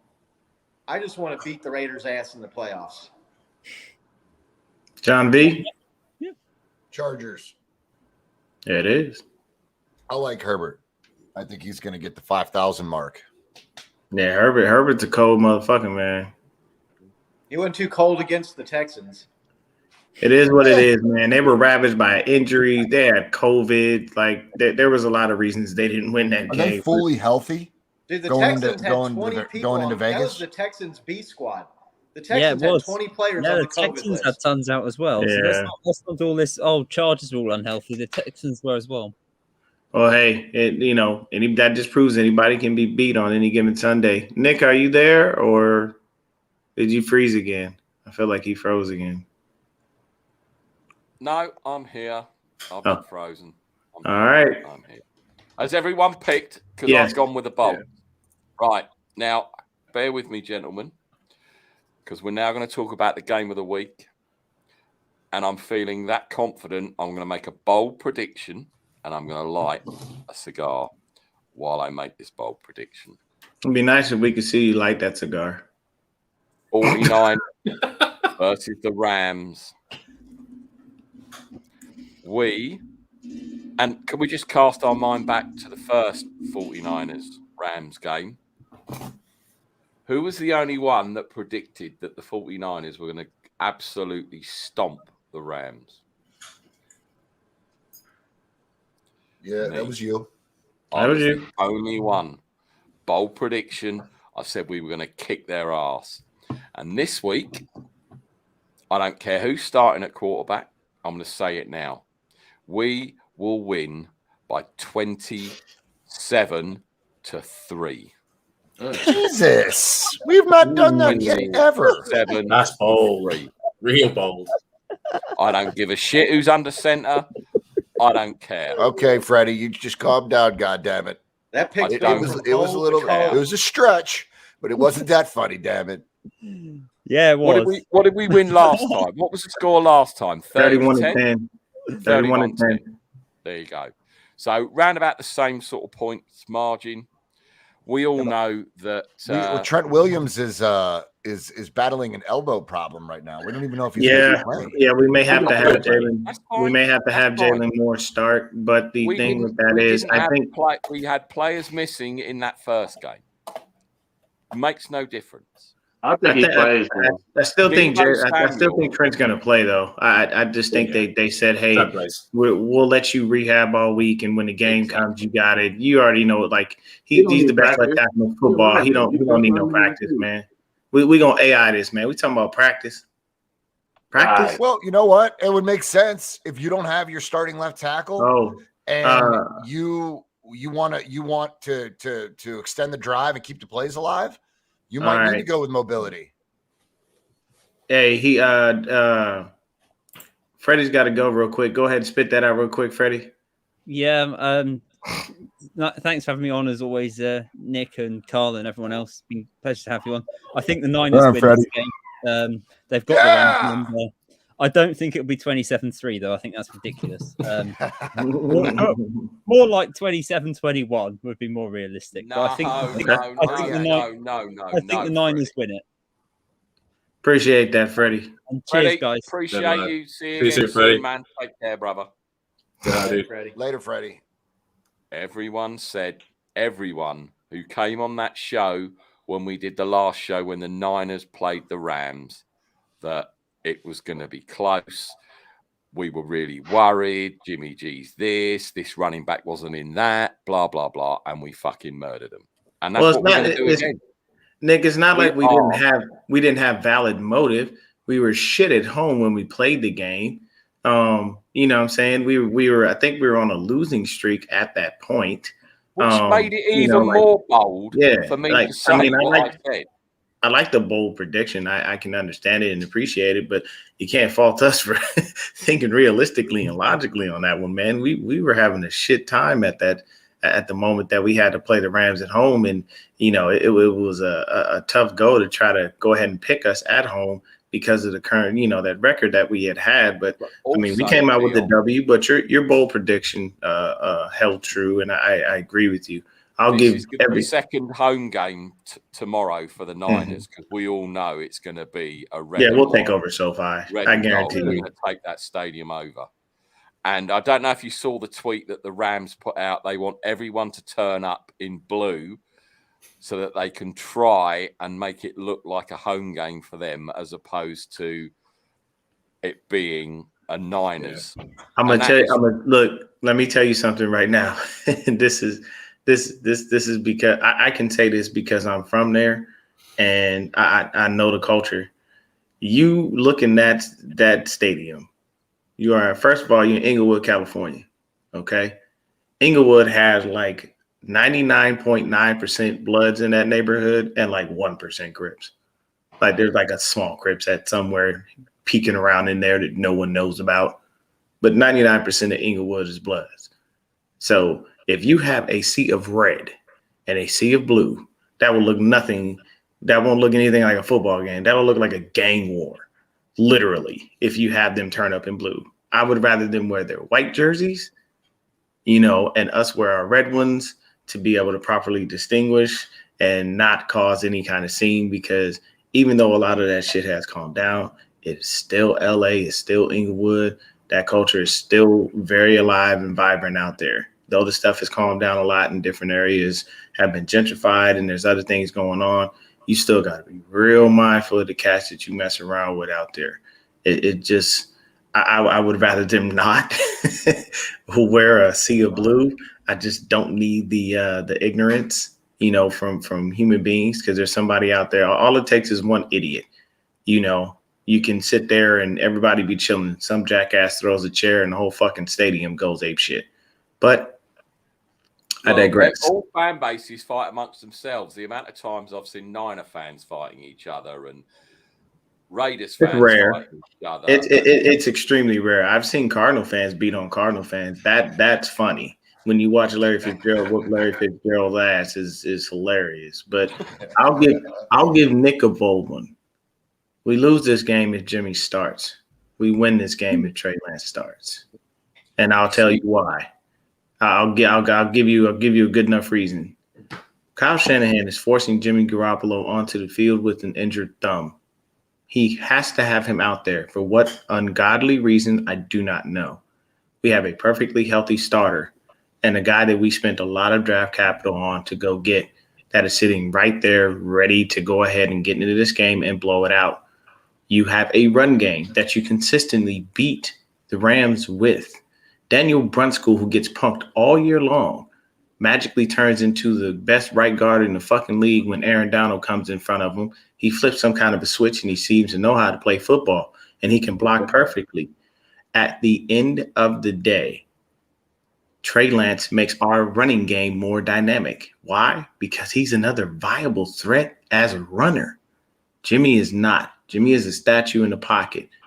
And if you've got to sit there and watch him, pat the ball or, get his happy feet and he can't get the ball out, then we're screwed. Von Miller has had more time to adjust into that system. So has Odell Beckham Jr. If we don't have K1 and we don't have Jimmy Ward playing this game, we're going to be screwed with Cooper Kupp because we don't have anyone to cover him and he can eat us alive. We all know what Cooper Kupp can do. No matter how much we hate him, that's the truth of it. And OBJ has been coming on very strong. He's looked really good since he actually went to the goddamn Rams. His stats have been, speaking for themselves. So my thing is, do I bring in the quarterback who's ready, who has no injuries, no setbacks, no problems other than being a rookie and he's learning on the fly? Or do I go with the vet who has an injured thumb, who's consistently inconsistent, and when he throws an interception, he blames the whole fucking team instead of taking responsibility for it like a real, true veteran should? These are just the things that I'm seeing. And to me, if we lose this game and Jimmy's out there, he's going to blame it on the injury and he's going to say it's a team loss. He's not going to own this shit. The man is walking out the door. He could give two flying fucks about what happens with this organization. He knows he'll be traded in the offseason because you're not going to pay a backup $27 million. I'll be good and goddamned if we do that. And you're not going to keep Jimmy for another year because that would just be stupid. So at the end of the day, if Jimmy plays, we lose. If Trey plays, we win. And believe you me, there's nothing disputable about what I have stated. I don't trust Jimmy Garoppolo as it is without an injured thumb. And then with an injured thumb, say somebody lands on him wrong. Aaron Donald is the behemoth of a human being. If you don't believe me, just go ahead and find the body issue of the ESPN magazine that he was in. This is a massive individual. So imagine some of these dudes landing on him, landing on that thumb, hurting it, injuring it. So you're going to put Jimmy G in there, and then you put Trey in there, and if you lose the game, what's going to be the thing? Oh, well, we couldn't get into a rhythm. Well, you would have had a rhythm had you started the kid in the first goddamn place rather than sitting up here wasting time with the person who's injured. It makes no sense. And that tells you that Kyle likes veterans. Why? He didn't want to invest in a quarterback since he got here unless the quarterback was a veteran. Who do we start off with? Brian Hoyer. Why did CJ Beathard play? Because Hoyer was trash. Why did you go and get Jimmy Garoppolo? Because he was a veteran and he couldn't get Kirk Cousins. Like, these are all things that come into play. He didn't even study Patrick Mahomes or Deshaun Watson. Why? Because he was hell-bent on getting Kirk Cousins. And when that didn't fall through, we wound up falling to Jimmy G. So it shows you that Kyle doesn't want to have to teach you certain things. He doesn't want to have to mold and shape and grow you. He wants you pretty much as close to finished product as you can be, and then he'll fine-tune you from there. So he doesn't want to develop you. So my thing is, now that you've drafted Trey Lance, you have no choice. You must develop him. Because once he's on that field and he stays on that field, the more you lose, the worse you look. Because now you can't give any complaints. Oh, my quarterback's always injured. Oh, this guy was injured. Oh, there's this. Oh, there's that. There's plenty of coaches that deal with the same bullshit around the league, and they still have to figure out how to win. Does not make a difference. Shit happens, And at the end of the day, it just, to me, makes absolutely no sense why we're continuing to force a guy on the field that's injured when we have a perfectly healthy human being who can make our run game more dynamic, make better throws, and who gives us a better chance to win. So if Jimmy goes out there, we lose. I'm honest, Dion, from my point of view, after, and I don't know Sure. if you were watching. I'm always up for anybody else's point of view. By all means, Nick, go right ahead, sir. When I don't know if you saw my evaluation, I gave Trey a B. Now, saying that's fair. I would give him a B too. I wouldn't give him an A. I give him a B. My only concern, and even if Jimmy G's 100% fit and Trey starts, if he starts slow again, like he did in the first half, whether that was the way the game plan was drawn out or he was just nervous or whatever you want to say. If we go down, and I'm not picking on Trey, so don't think I am. I'm just worried if we go down by 2 scores, 10 zip, 14 zip, whether Trey in the first half, bearing in mind he was much better in the second half, we saw that picky through, right? Let's say he throws another one and all of a sudden we're really behind the 8 ball. And I'm not saying Jimmy wouldn't do it. I'm not, but I am purely talking now about Trey Lance. Are you confident, go round the horn here, are you confident that if the Niners went down by 14, that Trey Lance could bring this team back based on the small sample size we've seen? Nick? No. Paul? I disagree with you. After last week's second half performance, I'm more encouraged with what I saw. I think Kyle Shanahan has the number of the Rams. I think he's going to stick to his game plan. But no, I'm confident that if what you said happened there, I think Trey could bring it back, to be honest with you. So I'm going to disagree with you. Jizzle? Yeah, I'm more confident in Lance coming back down 14 than Jimmy G, to be honest. He throws outside the numbers, and he opens up a lot of other plays that go down the intermediate to deep routes down the field. And I have the same worry if Jimmy G was to start with that thumb, that you throw an errant interception, we lose that turnover differential. It could be bad in that way too. So I have to say I am confident in Trey Lance being able to come back down 14 if need be. As I say, I'm not talking specifically Jimmy G. We all know what Jimmy G's limitations are. I'm just more worried. Worried's the wrong thing to say. It's a monumental task for the kid to be in that situation because he, to be honest, I don't think he's known adversity in his college career at all. Right? He's never been down. You know, and I'm basing this purely on the first half. I'm not basing it on the second half because the eye test in the second half, it was night and day, and Trey gave me a lot of hope for more than I thought I'd get, if I'm honest. So I'm just talking about the first half, and if we're down 14 zip, you still think Trey could bring us back from that adversity? Go ahead, Ryan. He was asking, do you believe that if we get down 14-0, do you believe that Trey can bring us back? Yes. That is. John B? Yeah, yes, he does. Yeah, I believe that Trey could bring us back. I mean, we don't really know if Jimmy is really injured. I mean, he could have been punished for losing the Titans game. Mm-hmm. You know, and this could all be just smoke screens going into. I mean, Kyle can't keep. Kyle can pull a smoke screen out of his bag, you know, but it can't be the same one time after time. I mean, we're 5-0 with Jimmy against these guys, right? A healthy Jimmy. So, record have you, if I wanted anyone this game, I would want a healthy Jimmy because he's just getting rid of the ball faster, giving Brunskill less time to fight off Aaron Donald. So, you know, I think that a healthy Jimmy gives us an advantage, but you can't deny the sample size that you got.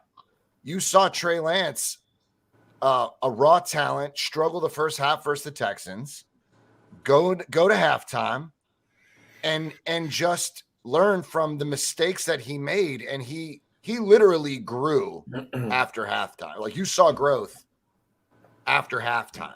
That kind of growth comes rep after rep after rep. We're talking maybe 3 or 4 or 5 games, 6 games you should see that kind of growth from one individual. You saw that after one half of mistake, one half of football where he made some errors, some read, a read that wasn't there. He didn't make that read again, you know? So it's like with a healthy Jimmy and a raw talent like Trey, you should be able to manipulate both to your advantage. Honestly, you should be able to use both quarterbacks and stop this shit. Jimmy could drive you down the field and Trey can finish the drive just like he did in Green Bay. There's no reason that Kyle should be up there talking at the podium like, oh, I just realized it's really hard to do, and I and in Detroit too. And in Detroit. So let's just call it for what it is, right? Like, Jimmy, were you punished? Were you punished? Was this a smokescreen? The thumb? Because the woman that I live with tells me straight up that tear and that disaster in the thumb, you should not be able to throw a football, more or less even hold the football. Like, just doing this should hurt. Just that's this the alone thing, John. Right? Should with hurt. This injury or not injury, we've all seen him out there throwing.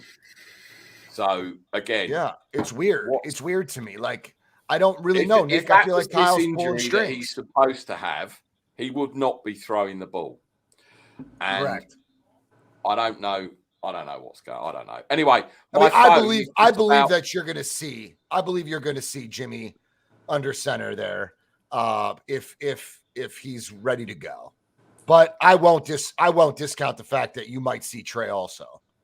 I mean, we're trying to make a playoff spot. We're going to use every fucking tool in the box. I would use both. And if we don't use every tool that we have to make a playoff run, then shame on you, Kyle, because there's no fucking reason not to. We should be able to use both quarterbacks. At least if we do make it and then something happens the week after, then the questions are going to be asked. Anyway, my phone is just about to die. I'm using it for internet, so we need to quickly pick this game, and then we're going to have to get up out of here. Carl, who have you got? Niners or the Rams? Not picking. You're not picking. Inconclusive pick. Carl, you inconclusive pick. You I'm not going to. Needs to come out of your mouth. No. What do you mean inconclusive? There's no inconclusive. Kind of shit. You can push it if you want to, but inconclusive is bullshit. Well, we all know that everyone here. You've got. Do we know who's starting? Do we know who's starting under center? No. Probably Jimmy, but we don't. We probably won't know until the end of tonight. That's why I'm using my pick as inconclusive, because I can go one way and I'll get moaned at. I could go the other way and I'll get moaned at the other way. Understood. So to save my skin, I'm not picking this game. Scott, Carl, I'm going to Carl. I love you either way you choose, brother. It doesn't matter what. You could pick against us or you could pick us. I respect you all the same. Scott, what you got? Do it. But just it is Carl, just push it. It's fine. You can't pick. It's pushed. It's not inconclusive or incomprehensible or any of those other words that begin with I that are long. Just push the game. And then we'll go to Scott and see what Scott thinks. So you could be the final lone wolf of the regular season. Scott, Niners. Sorry ass Rams. Don't you do it. God damn it. I see. He's getting revenge. He's getting revenge. Look, here's the deal. Here's the deal. Do I pick your Niners and jinx them, or do I pick against your team and I'm rooting for the 49ers, but I think the Rams are going to win the game. I hope you guys win. I mean, I am rooting for the Niners 100%. But I think the Rams win it. I think McDonald's are on the phone. You're late for your shift, Scott, with your fucking clown outfit you would have said I jinxed it, and then if they lose, you would have blamed me. Yeah, but Scott, Either don't you have way- a number? Don't you have a team's number? Don't the Kansas City Chiefs just have a team's number that Yeah, Probably the above all, you're Broncos. just like, 12 Like straight. you on the Broncos, right? Pretty much. Yeah, 12 straight.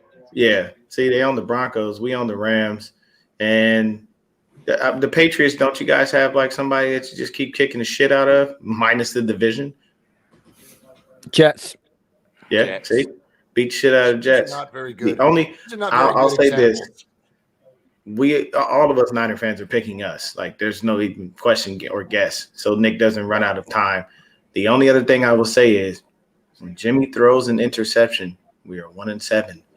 Trey threw an interception. We're 1-0.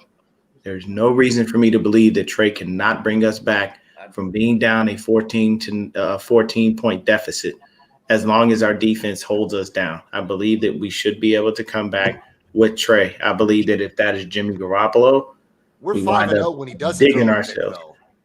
To be Yeah, fair. but you running out there with an injured thumb, and Jimmy already throws picks when he's healthy.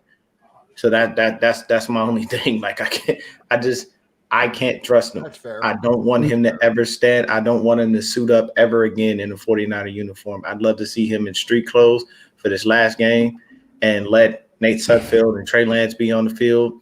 And I would love to, at the end of the season, whether we lose in the playoffs or not, I'd love to see them go ahead and say, you know what, Jimmy, take your ass to Pittsburgh or go to Cleveland or go to Detroit or Jacksonville. I don't care. As long as he ain't here. That's just me. I'm going to have the final word because this is my show. So I'm You having the are. final word on this. I'm staying off of Twitter tomorrow. I am staying off. If Jimmy G is named the starter, I'm just going to throw a little fucking hand grenade into Twitter. And then I'm coming off it. And then I'll come back to like 50 or so at me. That's all I'm going to say. Whoever starts tomorrow, the Niners need to win. It's a massive game for a lot of teams, but we are going to silence the Lambs, whoever starts. So, on that note, thank you, Carl, Nick, Paul, Ryan, Jizzle, good to meet you, brother. Don't be a stranger. Thank you, Matt. JV, as ever, my brother, it's a pleasure. man. Dion, Always. thank you for coming on. Mr. Smug, McDonald's is calling. Go and put your wig on. You got to go and do your Ronald McDonald shit. That's sweet. I'm gonna That's go watch the sweet. Chiefs whip the. I'm gonna go watch the Chiefs whip the Broncos' ass You here in could about whoop someone's ass with 2 that. hours. Thank you, everyone, for watching. Thank you for the comments. Really enjoyed today. Thanks to Sam Highsmith coming on earlier, talking Big Ben, etc. And thank you to Freddie. Thank you to everyone for watching. Let's go, Niners. See you soon, man. everyone. Let's go.